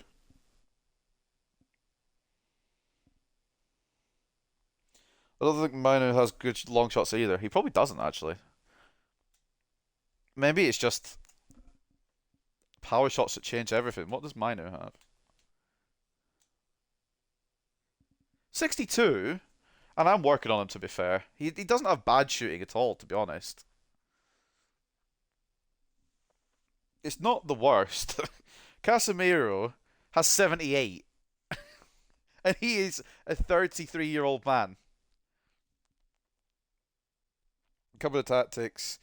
But yeah, he is better than Casemiro because of the pace, because Casemiro is like trying to move an old man across the pitch. Every CDM and centre back this year can play in both positions. It's a power shot, you score with any player.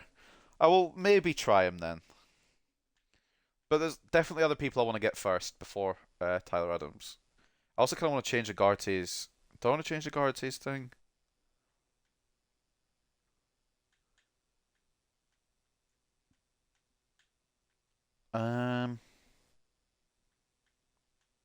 Maybe working his long shots.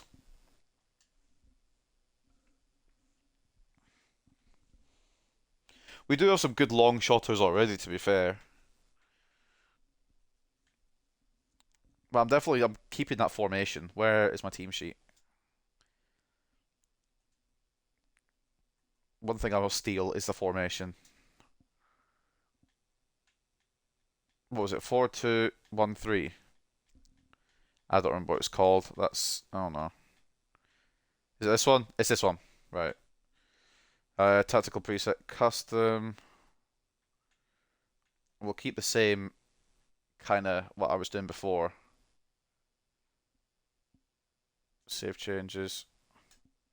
You know, while we're here, I might as well change up the fucking first team a bit.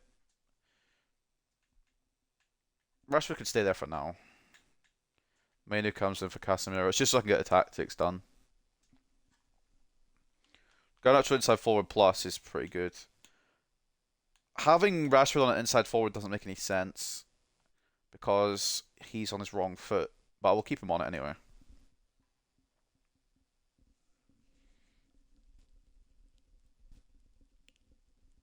I'll do that, I think. Stealing the formation, definitely. I need to put Mino on his plus rather than on his not plus. He's a box-to-boxer. Agarte is a... Is he not a deep line playmaker? Wait, who had the plus then? It's changed the formation back. Fuck off. I was gonna put it back to custom. Right, let's plug my brain in. Right, save. Now, if I go to this now, it will stay on that. I could put it to counter. I could put the line height to high, like I wanted, and I could change the plans. There we go.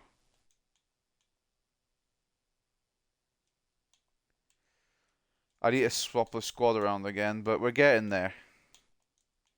Slowly.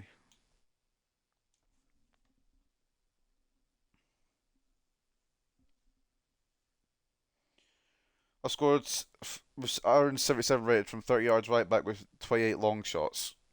This is a wrong formation? I thought this was a right formation. It's got the CDM and the cam. Or am I on the wrong numbers?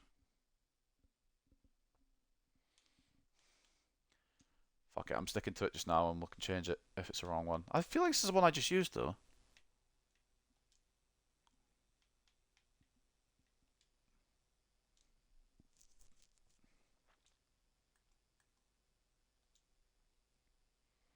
Alright, cool. I think that's the right one. No, it's alright. Oh, I was on the wrong one before. Yeah, because I didn't realise it switched back. I'm an idiot. Yeah, I didn't realise it switched back. Right, on to the next one then. Oh, okay, right. I'm not being funny. I do want to sell Casemiro, but I want realistic offers. I'm not going to sell him to a rival team. I would never tarnish his legacy like this. Youth tournament ends soon. Yeah, we're going to miss this one, I think. I don't really have time to do it today. I got to go in about 2 hours, so I gotta get these 2 games in and then probably dip.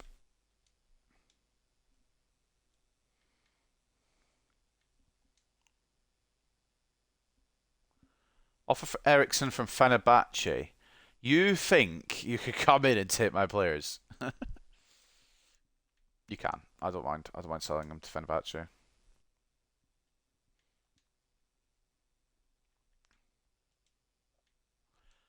Do I want to manage Portugal? Not really.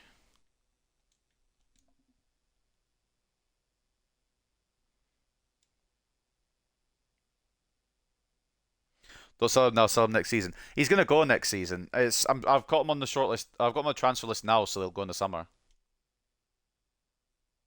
It means they're already sold, and I don't have to worry about them. So selling players this season, you're just losing funds. Do they not carry? Oh my god, am I an idiot? Do they not carry across? We've got some funds. We've already got. We'll should have enough funds for next season anyway. Yeah. I was confused there for a second. Alright, we're here at Bournemouth. Can see Adams in action now. I can. Oh yeah, good point. Yeah. Unless he doesn't start. If Adams... Tell you what. I'll put it down here and now. If Adams scores in this game, I will sign him. I think that's fair enough. If Adams puts a goal past me, I will sign him.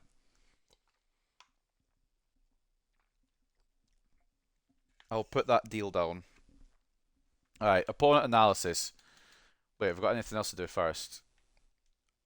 Ericsson. Have they come to an agreement? Oh no, we just have to negotiate still. Alright. And the updates, reports, whatever. Who have they got then? Oh, they are starting Adams. Oh dear. Okay, right. Paulson in goal. Carriquez and Araujo as the fullbacks. Zabarni and Senezi as the centre-backs. Sinister off the left. Almqvist off the right. Adams and Cook as the centre midfielders. Kluivert and Cam. Lookman up top. They've got Sorloff on the bench. Fair enough. Ariza Balaga, Tavernier, Scott, Aarons, Dango, Atara, and Stroikens on the bench. 3 wins, a draw and a loss in the last 5 matches. He'll not score as a CDM and probably doesn't have the right player rules and not the same formation. Oh, well, never mind then.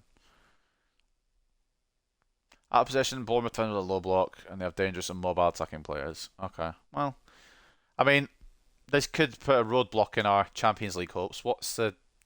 We might be alright, actually. I think we might be safe. I don't want to say it too soon. But it does look quite good right now. And with the new formation, anything's possible.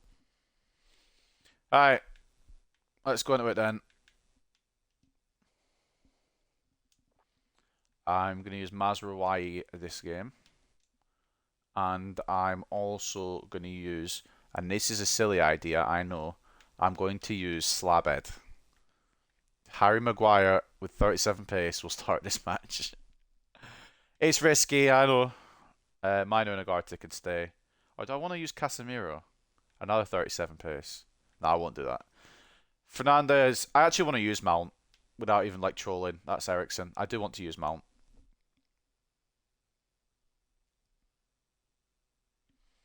Garnacho off the left. Rashford off the right is not going to happen. Anthony can come in. In fact, we'll go Rashford and we'll go Xerxes, honestly. I think that's what I'm going to do. Give everybody a chance. We'll see if Adams could still score. I mean, there's a chance, yeah. Possibly. It's not for definite, but it's possible. At Vitality Stadium anyway, we are away to Bournemouth. Onana in goal. Mazraoui and Dalot as our fullbacks. Martinez and Maguire as the centre-backs. Maguire as a captain as well. Oh dear. Mino and Agarte centre defensive mids. Mount at Cam. Garnacho off the left. Rashford off the right. Xerxes at striker. At the Vitality Stadium then, for the 4th game of today, it is Bournemouth versus Manchester United. Yeah, I'm going to give Anthony a try with this formation. I want to see what he can cook up. You streaming in 5? I hope your stream goes well, Quasier. I will pop in if I can. But pretty much after this, I've got to go get ready for work, so I don't know.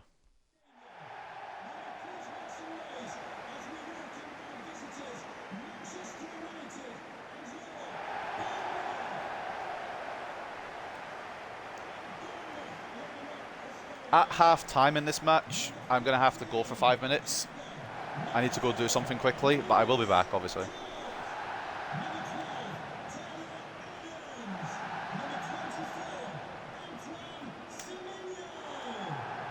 Come on, you cherries. Excuse me? You meant to be supporting me here.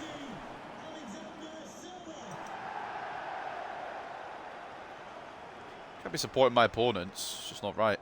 It's wrong.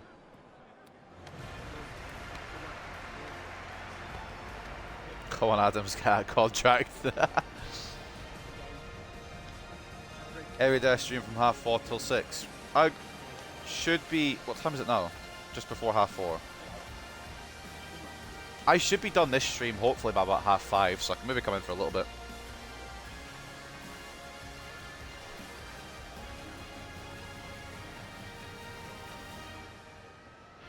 What are they going to use then? Oh, they've got... Okay, they've lied about their formation. They've lied about most of their players. Adams is starting. Shit. Mate. I'm going to have to side Adams if he scores. I'm going to make sure he gets injured. I mean, what?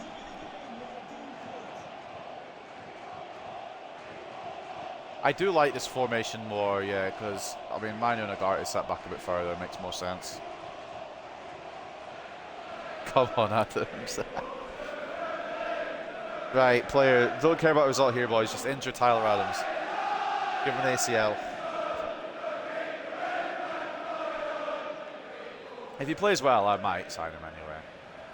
It also really depends on the money we get. Oh, that's a bad pass. So I definitely want to get an... Oh my... What on earth am I doing? I deserve to concede there. That's... What the hell is going on?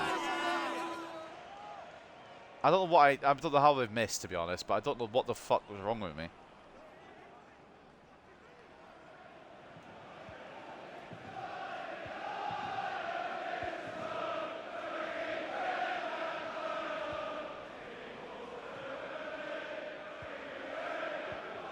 There's a minor detail. I think Manu and Agarte the wrong way around on him in the field. It'll be fine.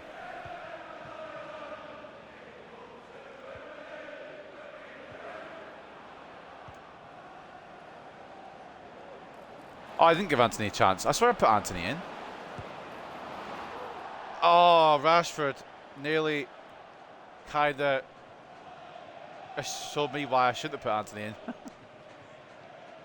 Nearly a goal.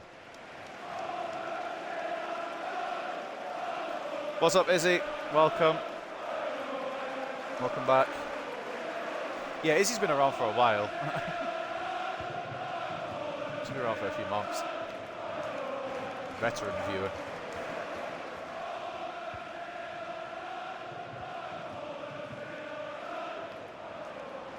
Why is the Bournemouth Stadium always so loud? Mount. Mazraoui. Garnacho. Well, hit one then, Ugarte. Why not, mate? Oh, not a bad effort. Kepa saves. Now we try and knock it to Rashford. Oh, Xerxes hits it again. Oh, Clivert, you're a bitch. It's a really good tackle, to be fair. I'm still going to call you a bitch.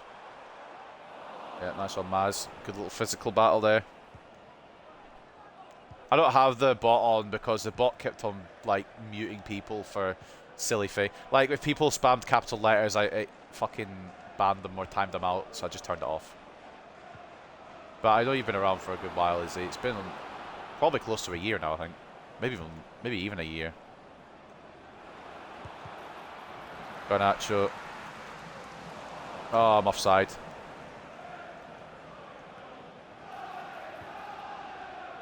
Nice whack one, mate. Money Mace. Straight to hands of Kepa. No, yeah, the bot was fucking... Yeah, the bot was being a dumb... I could always switch it back on, but it was just timing out people for silly things. I don't really know how to work it, so maybe I'll take a look at it.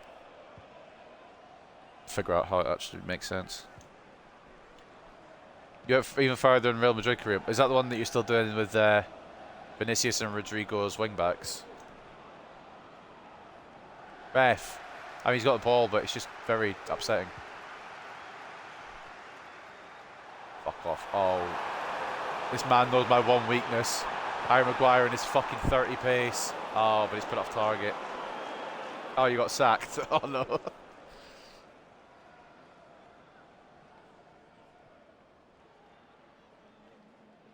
Bournemouth have Arsenal next. I don't remember who we have. I should probably check the calendar more often.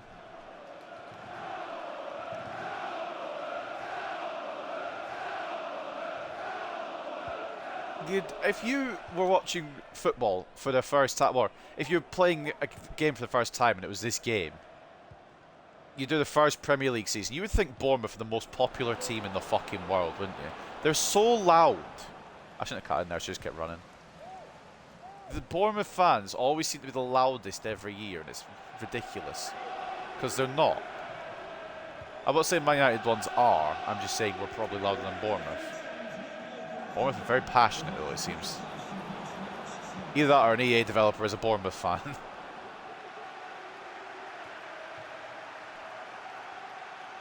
Garnacho makes his space, finds a shot, finds the goal! Alejandro Garnacho! You are a disgusting man!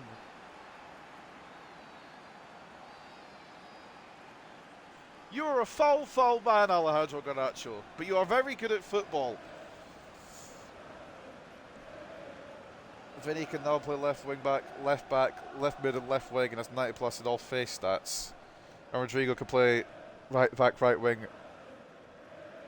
Fucking hell. That's mad. I didn't think they would work out as wing backs, to be honest. That's why you chose Bournemouth, what? Because they're loud. They are loud. You can't hear yourself think.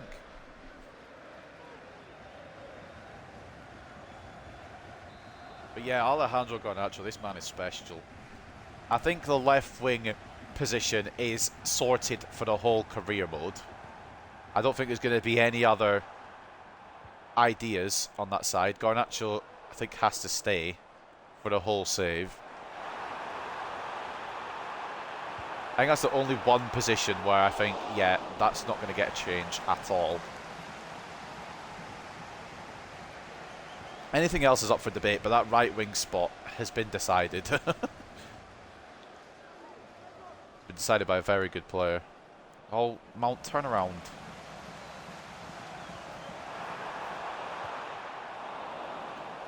Interception from Martinez. I was going to say Delit there, but it wasn't Delit. It was Martinez. If we can confirm third this season, that would be a mad finish. And if we can somehow snipe Liverpool's second place, that would be even better. Garnacho! Oh, it's straight kept this time. The fact that we're going to probably, I don't want to fucking assume too early, the fact that we're probably going to get top 4 is a great season. I know we got knocked out of the Europa League and the FA Cup, but top 4 is a great season. Any way you look at it. That's offside. Tavernier, you're offside, stop cheating. Good tackle, Maguire. I have a TV full volume vibing. I don't blame you. That was a great duck as well from Xerxes to allow that Garnacho goal. 13 Premier League goals in 32 appearances. Not to mention all the fucking assists he's got. There's a better player than Garnacho in this team. I need you to tell me who it is. The only one I could possibly think of is Højlund.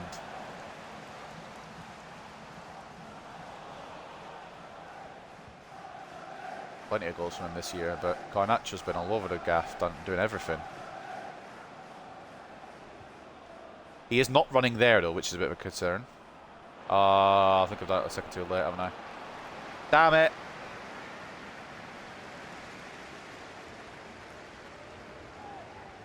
Sure, he goes 91 shooting, 93 physical, 94 passing, 97 dribbling, 97 defending, and 99 pace. And Vinicius has 92 shooting, 93 passing, 96 physical, 97 dribbling, 98 defending, and 99 pace. Absolutely ridiculous. The fact that experiment worked is insane. But it shows that they can do it. I don't know if they would work in real life, but it shows that they can do it in game. Maguire and Anthony soon to be Adams. Well, we'll see.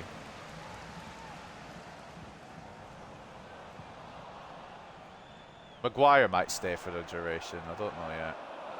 He might always be a backup. Anthony, I don't know. And Adams. Don't get mad if I don't sign him.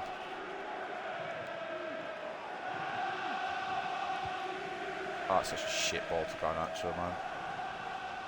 Good win back by Martinez. Minor getting fouled. It's not actually a foul at all. It's very good. Fuck it. Oh, referee! You saw me loading up the power shot, mate. Let me have that one. Oh, that would have been goal of the season. And the refs just declined it.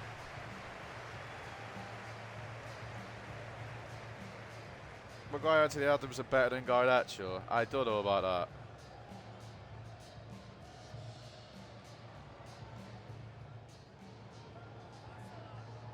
I don't know about that. Garnacho's still my favourite I've used on this game by far. But I've only used one team, so it's not really a big deal. We have been dominant. 68 to 32 in terms of possession, 6 shots to 2. 0.9 expected goals, 0.4. Yeah, bear with me, guys. I'll be 5 minutes most. I just need to go and do something quickly.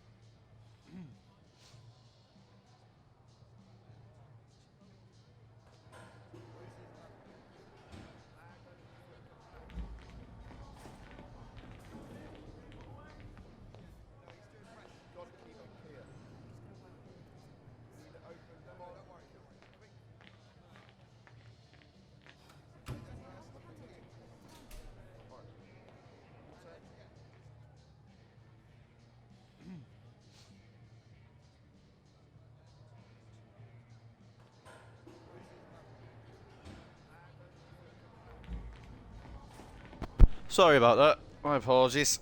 I had to help my mum with something quickly. We are good.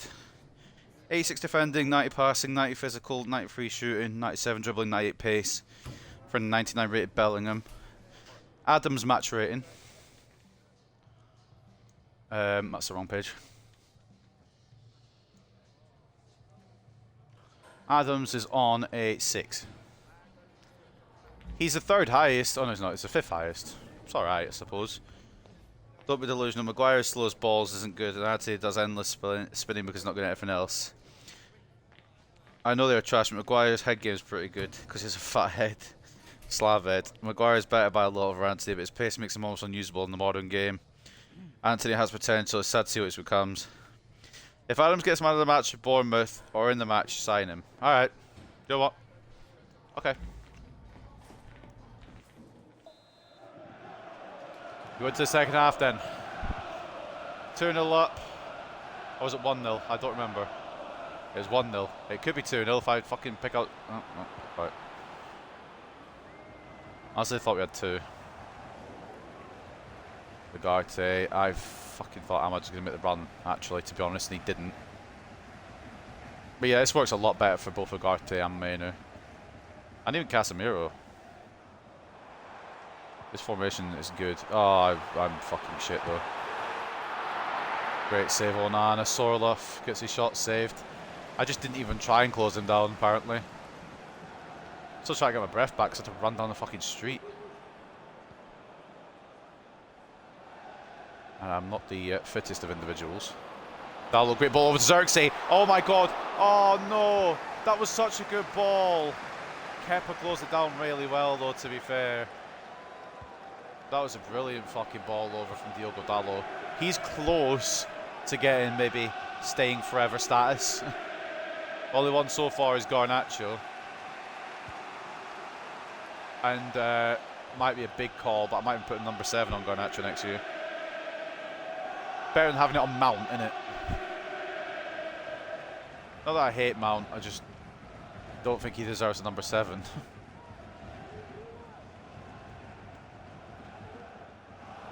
Being honest, Martinez goes down in the battle, but we do win the ball out of it, so sacrifices have to be made in that. Dalot going to try and swing it to nobody, apparently. I've aimed for fucking Zerk, but it just didn't lock on. Give it to Garnacho, deserves it. Yeah, I think that's the plan. He does deserve it.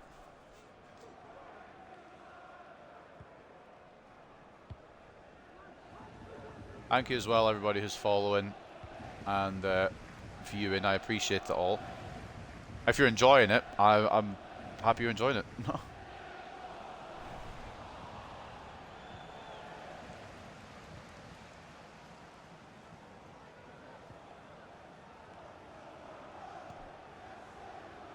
Oh, I've been fouled there, ref. Surely I've been dragged back a little bit. Oh, Kobe! Oh, Kobe! That was very bad timing. A yellow card for number 37. I mean, I can't really argue about it. He's got stuck in though, to be fair. It's a great touch away from Semenyo, and Kobe's been drawn in. And it's worked perfectly for the Bournemouth man. And the loudness comes into effect again.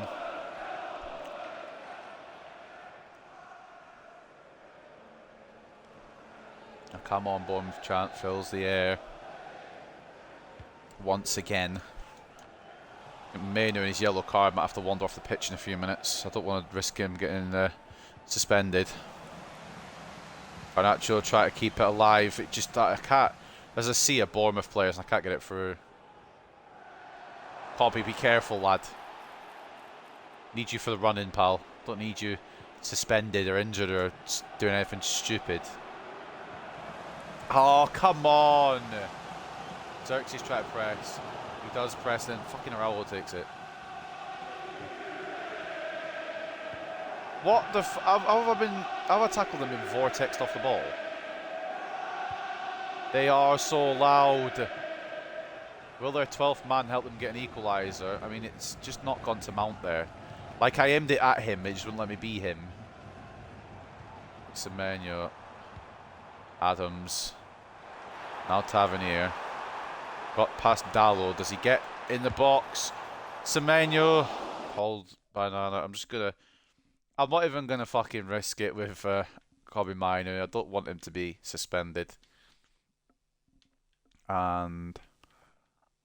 yeah, Anthony, I meant to actually use him at the start so he can come on.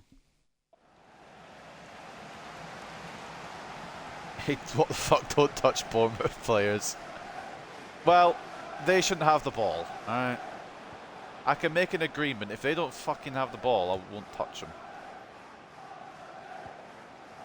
Oh, it was in the air. Or it was meant to be in the air. It's gone along the floor for some reason. Maguire win that. Kind of. It's the messiest header you will ever see, but we've got the ball out of it, so there's no complaints from me personally. Oh, for fucking Christ's sake.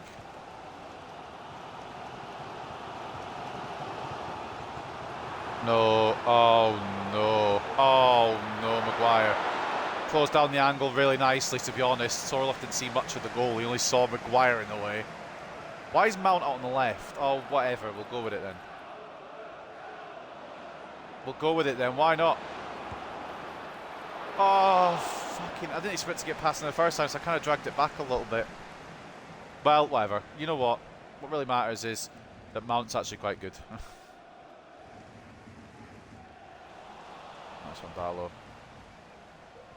Minor. They still haven't made the changes yet. Mount. Garnacho again. Garnacho again! Oh, just off target. What a pass of Adams, a too young pass. This man, biggest Tyler Adams fan I've seen in my life. Jimmy Adams who should that shot. Let's try and shore up the defence, and since we can't find a second goal, let's try and make sure they don't find an equaliser. Kepa's been alright today. I can't remember who scored our goal. Oh, it was Garnacho, wasn't it? Mount can't find Anthony. Ugarte can. He's getting pressured, and I've just run into fucking trouble. There was no way out of that, to be honest, apart from backwards. I actually want to progress the attack. No. No. Bournemouth. Think about what you're doing here. Lovely Ugarte. Slide him. Oh, Ugarte. He's going to be next to go in the book.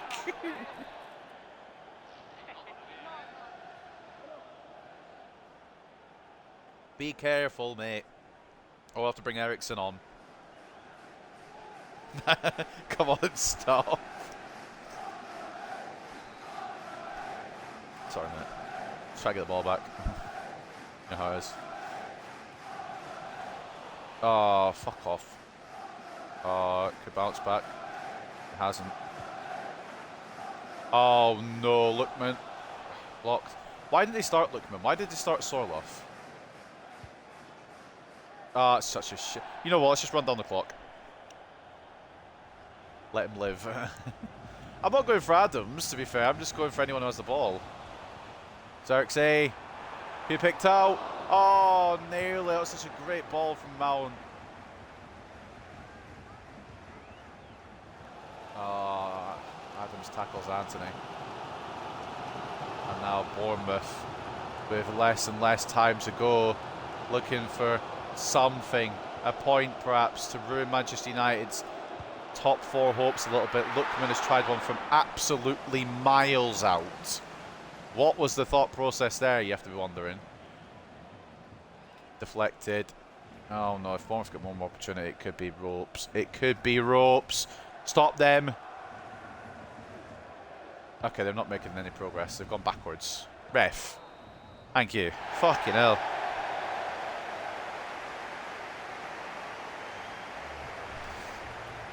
(1-0) just about. I mean, it probably could have been and should have been more, but we've got the result that matters in the end. That probably does put us into the top four and probably secures a Champions League spot. Garnacho, beautiful goal. Star boy, separating the sides here at the Vitality Stadium. The very loud Vitality Stadium.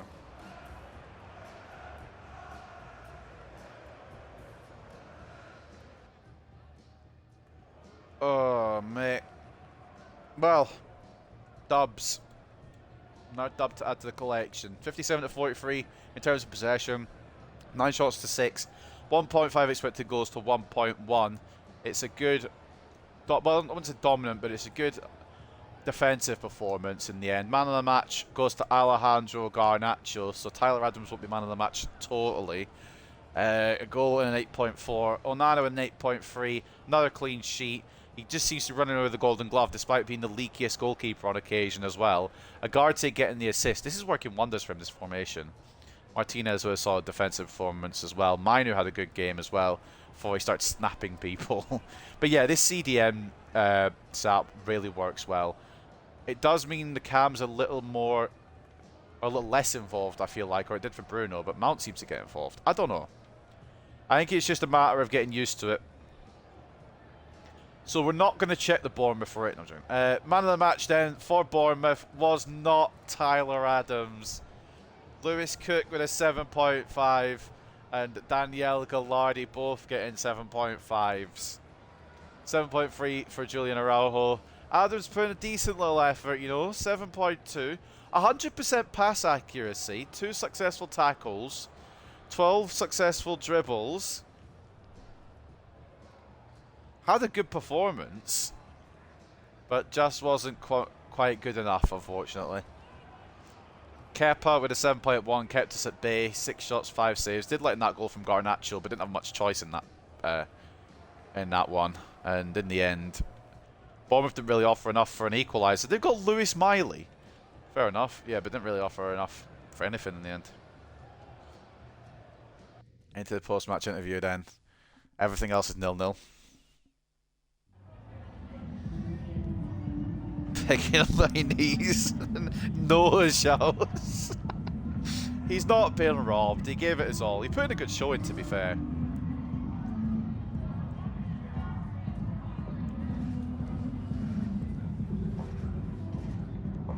Seems no response to Mason Mount. Yeah, his dribbling was good today.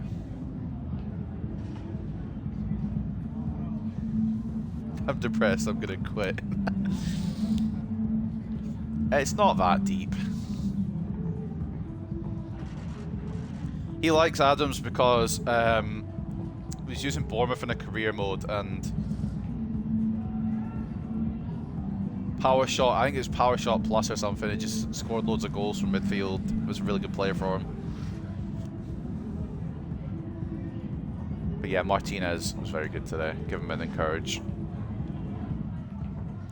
What the fuck did you say? Not that good. You don't know what you just said. No, he was good. Don't get me wrong. He just wasn't man of the match, Greatest player of all time.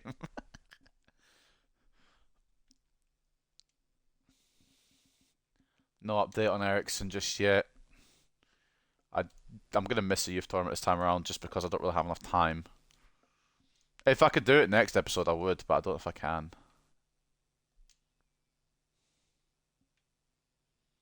Right, last game then is Brentford. Why do I think it was Forest? Who did I think? I don't know. I don't think it was.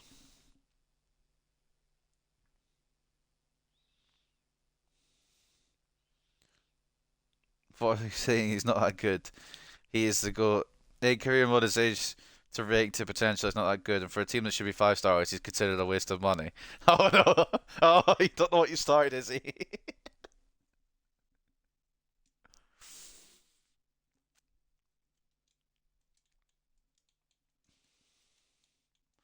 Right, maybe he could be a backup, but he's not going to start. There might be a chance that I use him as a backup, but he's not going to be a starter. He's not good enough to be a starter. But to have him behind like Mainu and that, just in case of injury, there might be a chance. No, mate, he's going to become Prime Casemiro. You don't understand. Try him out. He'll play like Prime Casemiro. He'll replace Casemiro. Casemiro's on the bench now. It's Mainu and Ugarte. So yeah, I'm fine with him replacing Casemiro if it means he's on the bench. What? Sorry.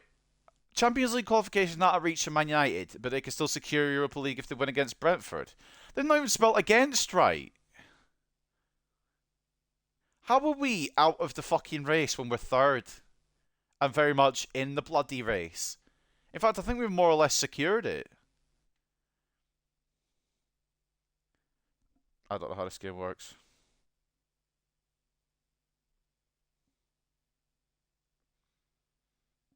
He's American, that's why he can shoot so good. Jesus. No, Che Adams. Che Adams is a different kettle of fish. He's absolutely rubbish. I don't hate Tyler Adams. It's just for a Man United career mode. I don't know if he's the right signing.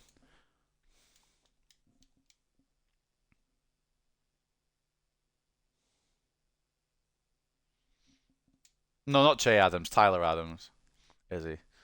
Just to avoid confusion. There's a couple of Adamses. Right. So the last game for today then is against relegation threatened Brentford. Again, it should be another 3 points. And it could be Champions League secured today. I don't know what that headline's on about. I don't know why I was chatting. Because the next 3 games after today are quite difficult ones.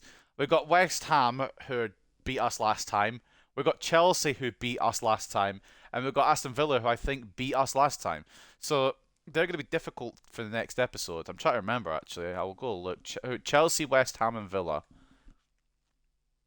Oh, we beat Chelsea in the FA Cup. We've got a bit of revenge. But yeah, Chelsea beat us in the league. Villa beat us in the cup. We beat them in the league, though. And West Ham, I'm pretty sure, destroyed us. I don't know where we played them. Oh, no, it was a 2-2 draw. Okay, well, I mean, mixed.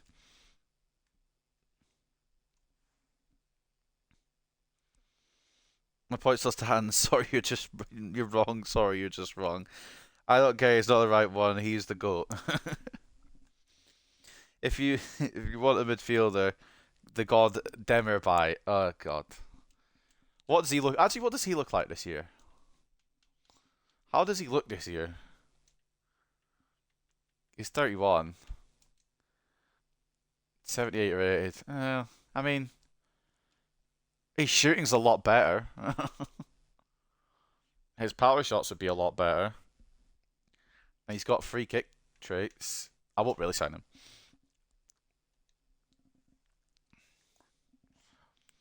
I won't. I probably won't sign either of them, but I will definitely, look at them. Oh, we've got an update on Ericsson. Came to an agreement and they stayed at the same money. Right, let's go and fucking have a word. The big man's coming in to have a fucking word here. We know that you don't want to pay over the odds for him because he's an old man who's declining, but you did beat us very badly in the Europa League, so you're not gonna. Right, Jose, negotiate, mate. That's not negotiating, is it? Right, let's test something here and see how fucking tight he really is. How tight is Jose Mourinho? If we had a pound on, one Great British pound, will that be okay? He walks out! It's a pound! Oh, Jose, fuck off then.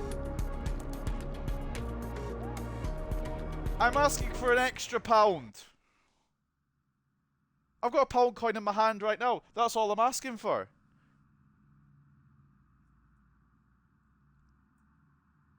I thought maybe there'll be a bit of negotiation.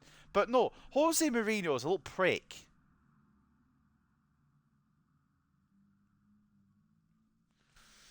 I want to dinner by a Ballon d'Or. Can you say something about Adams? It's not fair. He doesn't have either for rating. Demirbay is a lot older. I mean, Demirbay is a lot older, and they do have similar ratings. I reckon you could win one with Tyler Adams, though.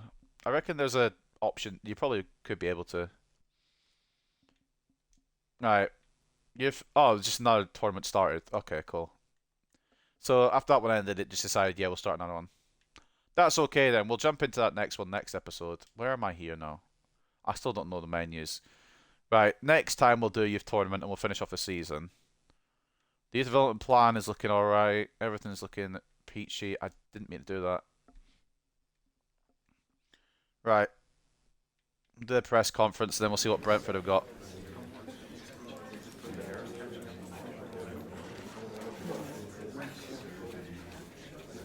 Last match, Mino completed 8. Yeah, Mino was good. I don't know if the game's trying to say that, but he is good.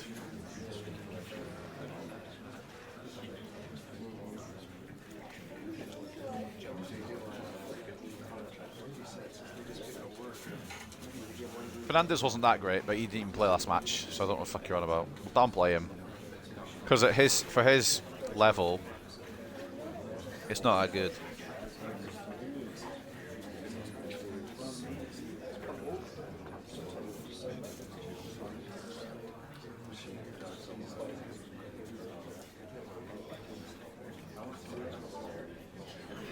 And Dallo apparently can't win back possession. I don't know what you're fucking on about. Dallo's very good. Grr.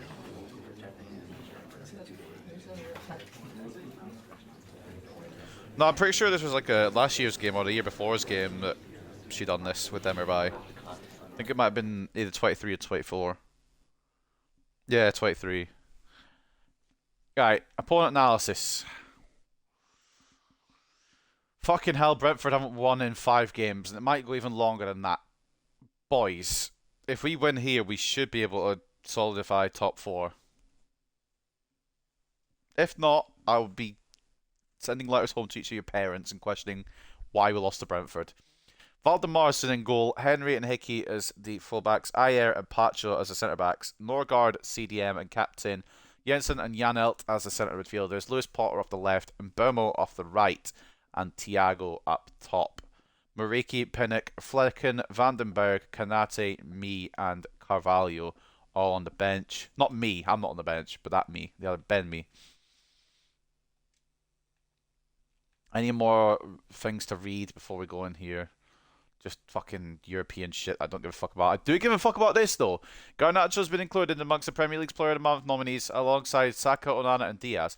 I never seem to see who the Player of the Month is. So we haven't won one. Or it just doesn't show for some reason. And Team of the Week, we got Onana in there again because he's just the best goalkeeper in the league. And I'm not even joking. If I go to the stats, you'll see he's the best goalkeeper in the league.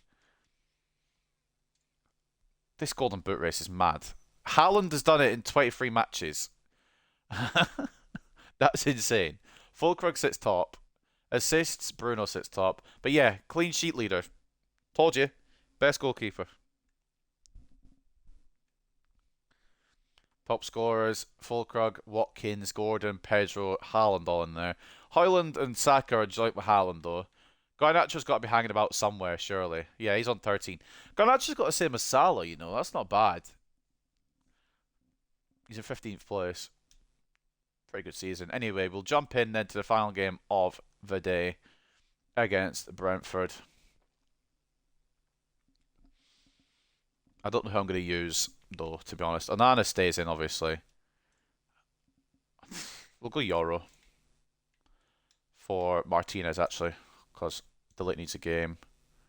Agarte, Mainu, seems to just be the fucking two of them now. They seem to have those locked down. I'm going to swap them back across, though. I'm going to try Mazraoui right back. It's not something I've tried a lot this season, because I usually have him on the left, because Shaw gets tired. But I'm going to try that. And then we'll go with this up top. So that is the team we're going to use at the G-Tech Community Stadium against Brentford. It is Onana in goal, Shaw and Mazraoui as the fullbacks, Euro and Delete as the centre-backs, Agarte, Mainu as the centre defensive mids, Fernandez at cam and captain, Garnacho left wing, Rashford right wing, Højlund up top as our striker. At the G-Tech Community Stadium, I don't think that's the name of it, but we'll go with it anyway. Brentford versus Manchester United.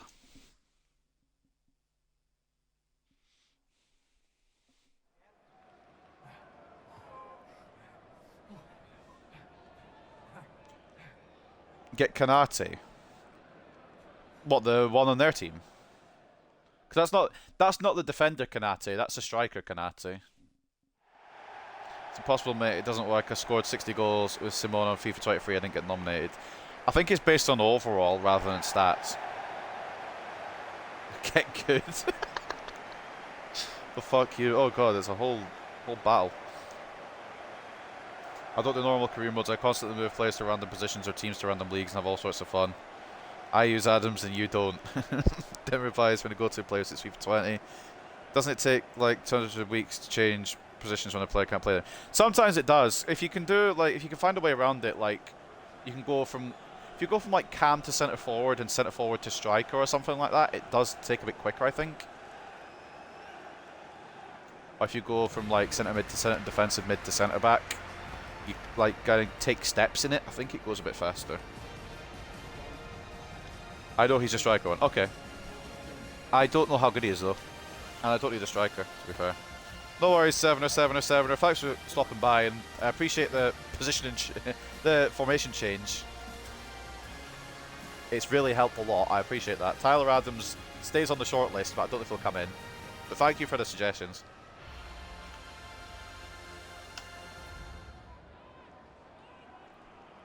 And they've kind of switched it up from what they said on the preview. Yeah, it's Karim Konate. I'm pretty sure he had a decent potential last year. I'll look at him, but I don't. The one position I probably don't need at the moment is a striker. Actually, that's a lie. The one position I don't need is a left winger, but I'm happy with Højlund, and Xerxes coming along.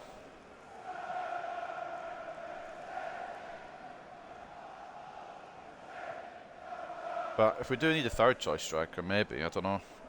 We only play with one, so it's weird. It's a difficult choice. Anyway, we'll focus on the task at hand. Bruno is fucked up already. Oh, we won it back. Well, we never lost it. Yoro done really well. Final game of episode 11 then. Garnacho tries to cut in, but Collins reads it perfectly. That was a great read, honestly. So, give him props for that. Not a lot of people can read Garnacho. Shaw with a tackle. So I remember, I think it was last year. I might have been the year. No, it wasn't the year before. It was last year. Konate. I was doing the United career mode off screen. Konate was at Burnley, and he became quite a good striker. So maybe we'll, at the very least, I will see what he's got on offer. Problem is, I'm not able to sign everybody that gets suggested. He's tried it from range. It's never going to work, but you got to respect the effort.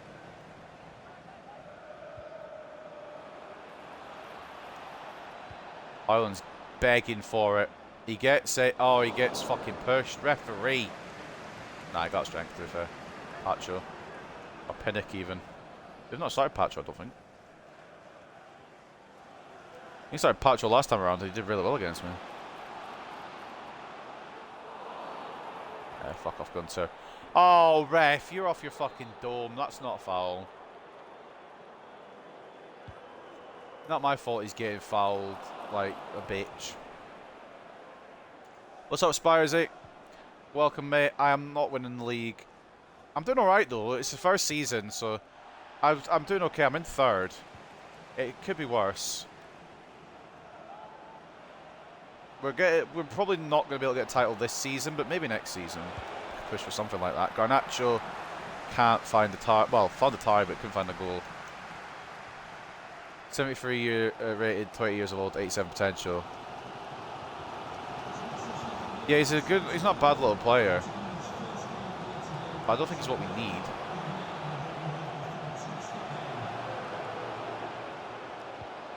Again, the striker department I'm okay with just now. I don't hate the Xerxes signing, but he probably won't be the starter striker. I think that's got to be Højlund after this season. Poor tackling from me, but Maz covers up. Again, I've not really tried him off the right, Mazraoui, where he's naturally playing. Every time I could just... We're 50 matches in already! Fucking hell. I didn't even know we were that far in. Well, respect to me then, I guess. I didn't realise we've done 50 fucking career matches already. Well, hello, ladies and gentlemen. It's the 50th appearance of Carlos Rodriguez. I'm assuming it counted the pre-season, but I didn't do pre-season. I don't know. I still feel like it is 50. It doesn't... Oh, no. Oh, I don't know if it was going to give a foul because this game sucks. How do you make it realistic? I've just got it on world class, to be honest. And I'm not that great at the game. So... it kind of helps.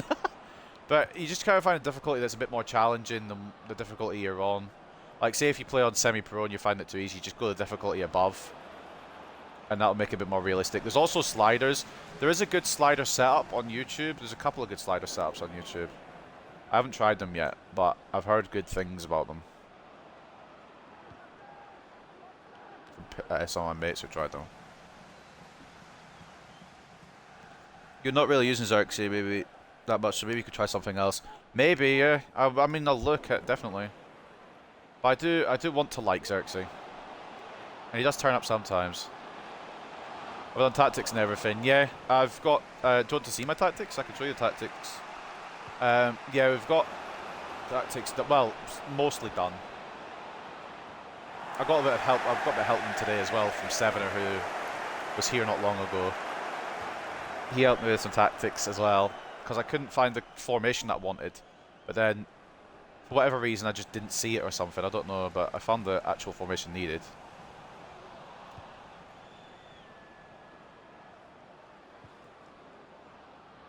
I could try and help with tactics, but I'm not really fully sure about them either yet. Oh, Garnacho, what have you done? That was off your left. Was that quite a stylish shot? Not quite what I wanted to do, but it's not a bad shot. Yeah, not a goal yet for either team. Been kind of dead. But at least I'm glad we're good defensively. It's just consistently doing that. Great ball, Garnacho, but Hickey's on that. He's a good little right back. Hickey wouldn't be one I mind signing as a backup. Livramento as well might be on the list if we were to go in for a right back. I think we're okay just now though, because we've got Mazraoui, we've got Dalot, we've got Shaw. Mazraoui can cover both sides, Dalot can cover both sides. I still will get a left back, I think. Oh, it's deflected towards the goalie.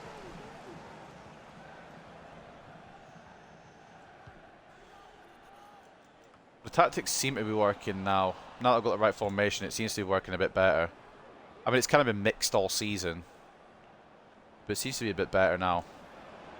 That's not quite what I want the ball to do. That's kind of fucked my attack, you know.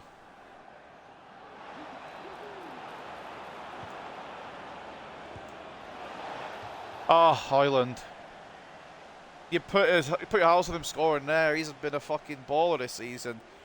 That would have been the 20th Premier League goal this season for Rasmus, but couldn't find the target before the break.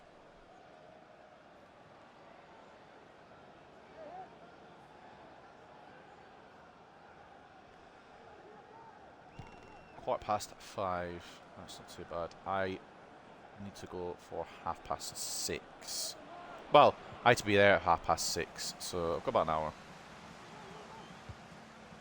Should be fine.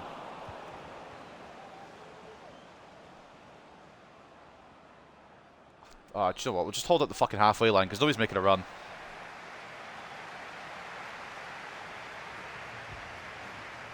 Nobody's making a run. We'll just sit it with the halfway line. Fine.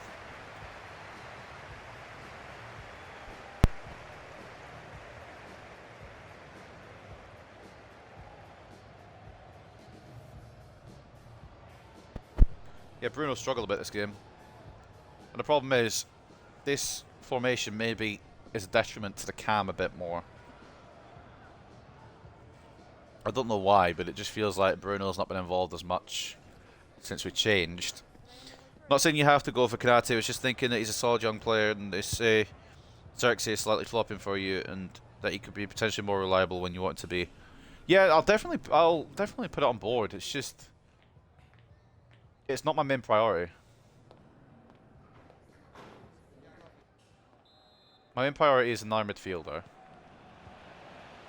My second priority would be a left back. After that, I can maybe make other signings. Well, backup goalkeeper as well, but I know who I'm getting for that. That's already signed, sealed and delivered. Just a matter of actually making the move. Oh, I've knocked my left back. Euros had to come across the cover. Oh, shit. Great save, Onana. Great save, Onana again. Bailing me out. Corner, Brentford.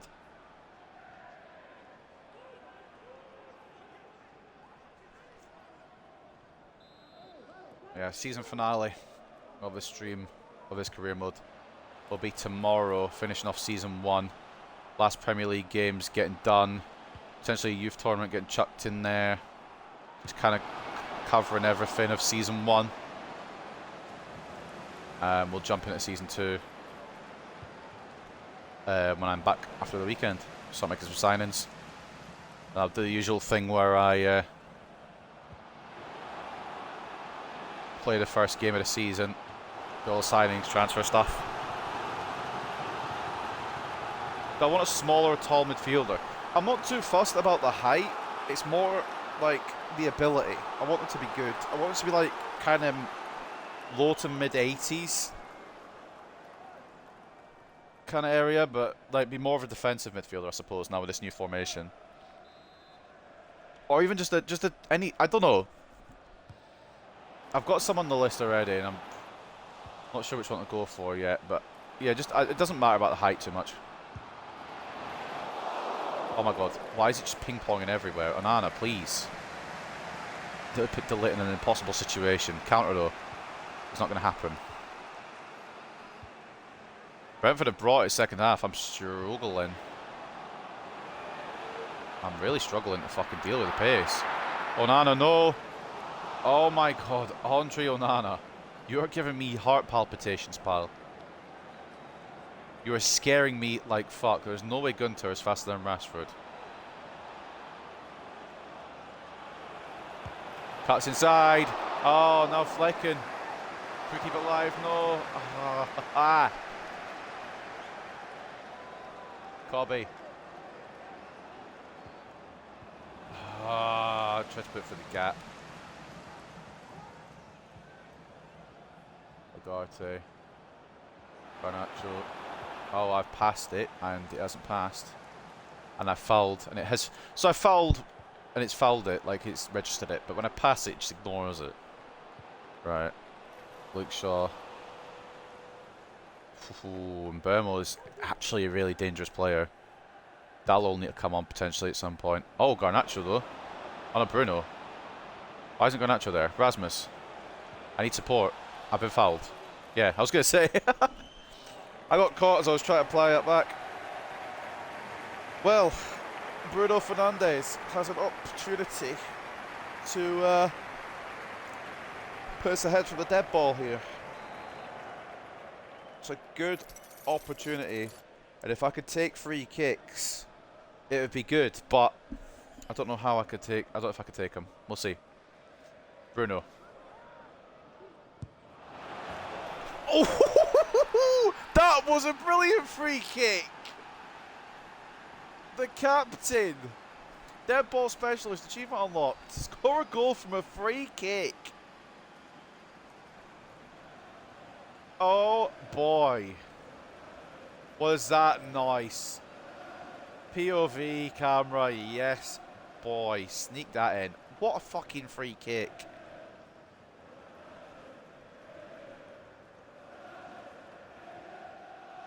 Oh, it just flies in. That's absolutely beautiful from Bruno Fernandes. I had a feeling that that would go in, and it did. And we lead. And before we kick off again, we're going to make some changes ourselves. It's going to be... Who's got less fitness? Shaw's got 58. Maz has got 59. Maz is drawing the short straw. I'm going to swap him across anyway. But that, Maz already got some time at right back for a change. Found your midfielder, Anton Stack. I've heard that name. I will look at him after this game. See if he measures up. Because I think at this point it's probably just going to be somebody rotational for Ugarte and Mainu. Because Mainu, at the start of the season, Mainu wasn't playing great. And I just didn't know if he was going to actually settle into this first team. But throughout the second half of this season, he's been really good. And Ugarte's just been really good all season. So I think it's going to be Ugarte and Mainu. I've not got the ball clear. Why can't I get the ball clear? Good block. Fucking hell, Brentford are pushing for it. I'm going counter-attack fully here. Counter-attack FC. And it could be a counter-attack FC. And it could be Rasmus Højlund's 20th goal. And it will be Rasmus Højlund's 20th goal of the Premier League season.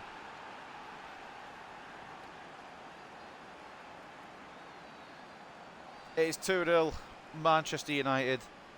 And that is probably 1 foot into the top 4.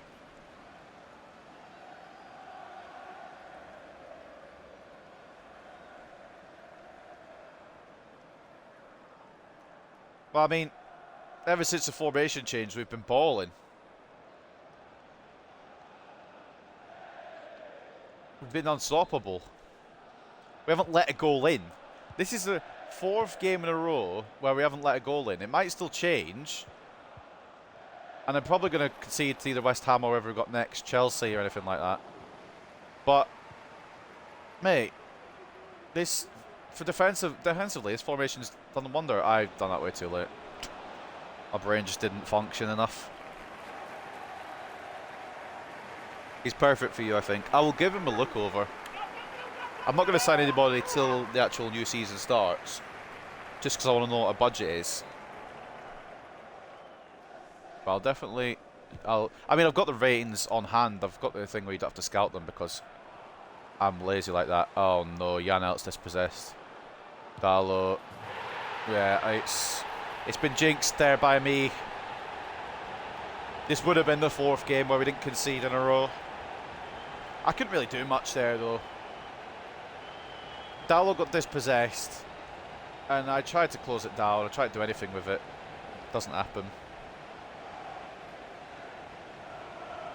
So we've got 3 clean sheet games in a row, with the 4th one being a dirty sheet.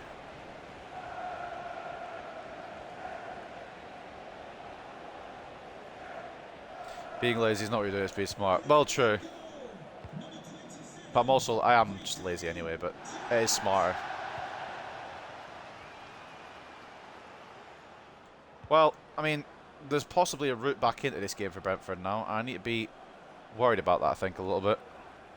It's going to be knocked into Højlund. I tried to knock it down. It didn't work. Minor. Rashford. Højlund asking for it. Højlund getting it. He's just too fucking good. I don't understand. And maybe it's just me who doesn't understand.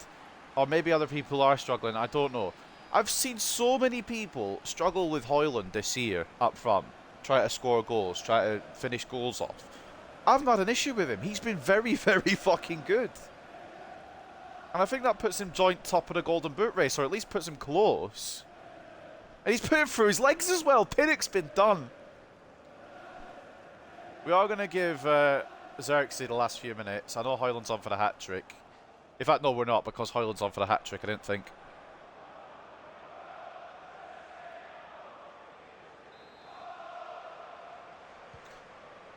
Højlund gets number 21 of the Premier League season. Number 24, I think, overall. And he's just very, very good, isn't he? And Garnacho could add on to it. Flecken does well, reads it.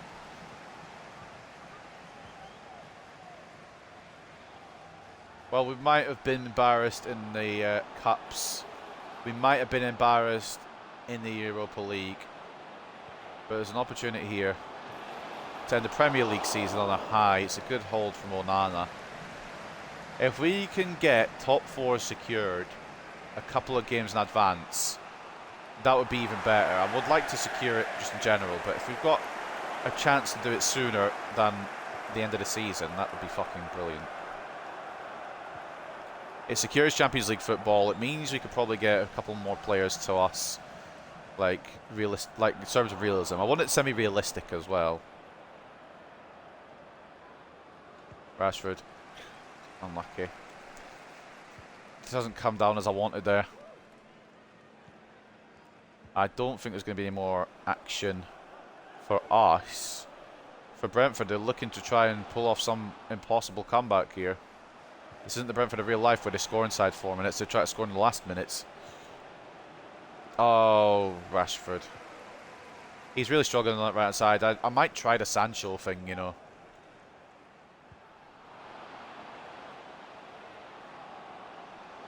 Maybe even do some pre-season just to give him an opportunity.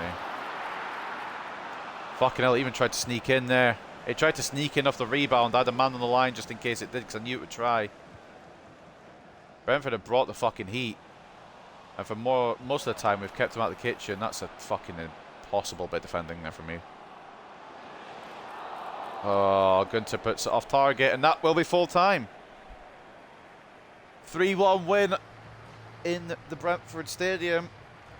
That should be, at minimum, Europa League.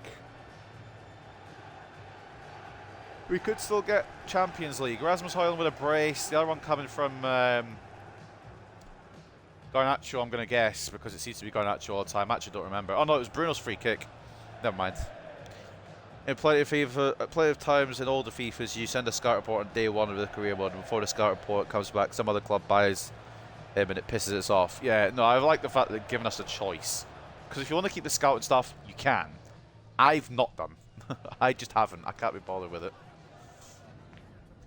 Man of the match. Oh wait, no, I need to read the game stats first. Excuse me. Match fact 10. Brentford really did come at us. 51 to 49 turns possession. 17 shots to 10. And 2.6 expected goals to 2.2. I think it's the same amount of shots on target though. He had one more on target than we did. Onana was very good today. And the one he conceded, he couldn't do much about. Dalot got dispossessed and he couldn't really recover. But, yeah, good performance all around. Man of the match for us goes to Bruno Fernandes. And I was worried about him getting fucking left out in this formation. Maybe I'm worrying about the wrong thing. His free kick was a beauty. He got an assist as well, 9.5. A brace from Højlund who gets a 9.3. Good showings again from Ugarte and Mainu. I think that's the one I'm going to step forward with. Rashford with an assist and a 7.4. Yoro putting in a good shift as well. Good all round. Onana getting a 7.6 is fair because he did concede, but he also put in a good shift. Saving as well. As for Brentford, I didn't mean to back off there. I want to check the Brentford ratings. 7.7 from Burmo, he was our best player. Janelt got the goal, 7.6. I'm kind of just looking in here to see what Karim Konate's rating is. He's 76 just now. Not too bad. But in the end, it is a dub once again. And into the post-match interview we go.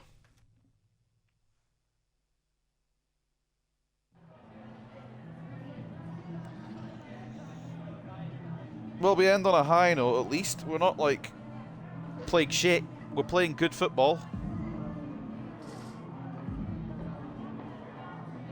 I'm very happy about playing good football. Kobbie Mainoo, very good. Are you surprised? He is Kobbie Mainoo.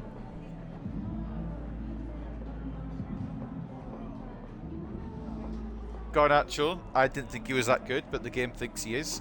So I'm going to take this opportunity to hype him up. Like, he was alright, but to the level we expect of him now, he wasn't insane. And Yoro was good as well. We've not talked about Bruno at all, even though he scored a banging free kick. No? Right. I think I'm going to name this episode after the formation change, but I'm not really sure yet. We'll celebrate his performance because he actually was pretty good. And he's going to develop into a really good centre-back. He's just going to take time. I'm happy to give him that time, see how well he does. Right then, that is going to wrap it up. We'll obviously sum up to the West Ham game.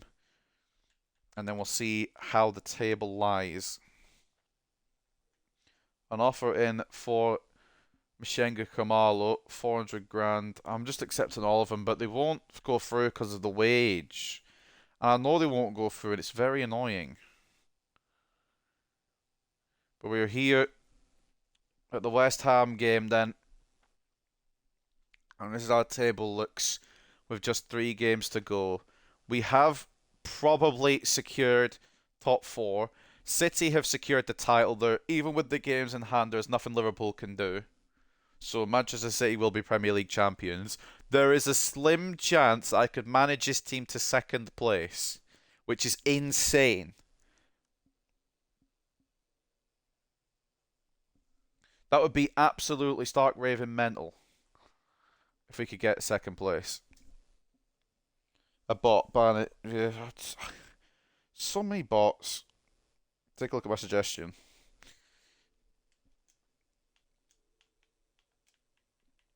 Anton Stack. He's actually quite a decent all-rounder, you know. 6'4", 26 years of age, 78 rated. Is there a chance he could play centre back, perhaps? Oh no, his shooting stats would be too high. No, he's actually a really good all-rounder, and he's quite cheap. He'd play behind, obviously play behind Mino and Agarte. He'd be the third choice, but he wouldn't be a bad third choice. Problem is with Stack, he's the same age and same rating as Adams. So if I sign him and not Adams, there's going to be carnage. But he does have play styles: power shot, long ball pass, intercept, relentless, traveller, and aerial. He does have a bit of everything. He's definitely going to be a contender. I've got quite a lot of players on the shortlist now. We've got Alvarez from West Ham. We've got Tyler Adams. Szymanski, if you want another cam option. Kefren Turam as well. He's a good all-rounder, potentially. Kirkchu, but he'd probably have to start. I don't really want to displace Mino. But a really good suggestion, that. I do like the look of Anton Stack. And I will take on other suggestions as well. I will keep looking until the new season starts. Yora wants the game against West Ham. I'll think about it, but it's very important, this one, though. We can't fuck it up, or it could go to shit. We have secured a Europa League spot minimum. Can we secure a Champions League spot? We'll see next episode, but that is how the table looks. How's the other end of shit looking? How's the relegation battle looking? Oh, it's quite close. I mean, Brentford, I think, are confirmed. Yeah, so are Ipswich. But for that 18th place spot, it could be anyone from Fulham up to Palace, to be honest. I think Palace are probably safe, but it does look interesting as we go towards the end of the season. But I'm going to leave it there because I do need to go soon. I don't even know if this episode's going to get uploaded tonight. I think it might have to be a tomorrow afternoon type beat. I'll see if I've got enough time to do it. But that is going to wrap it up. I don't even really have enough time to look at the stats, so we'll just quickly take a little stat check. Just because I want to see how many Hoyland's actually scored. 25 in 41 and 21 in 30 in the Premier League.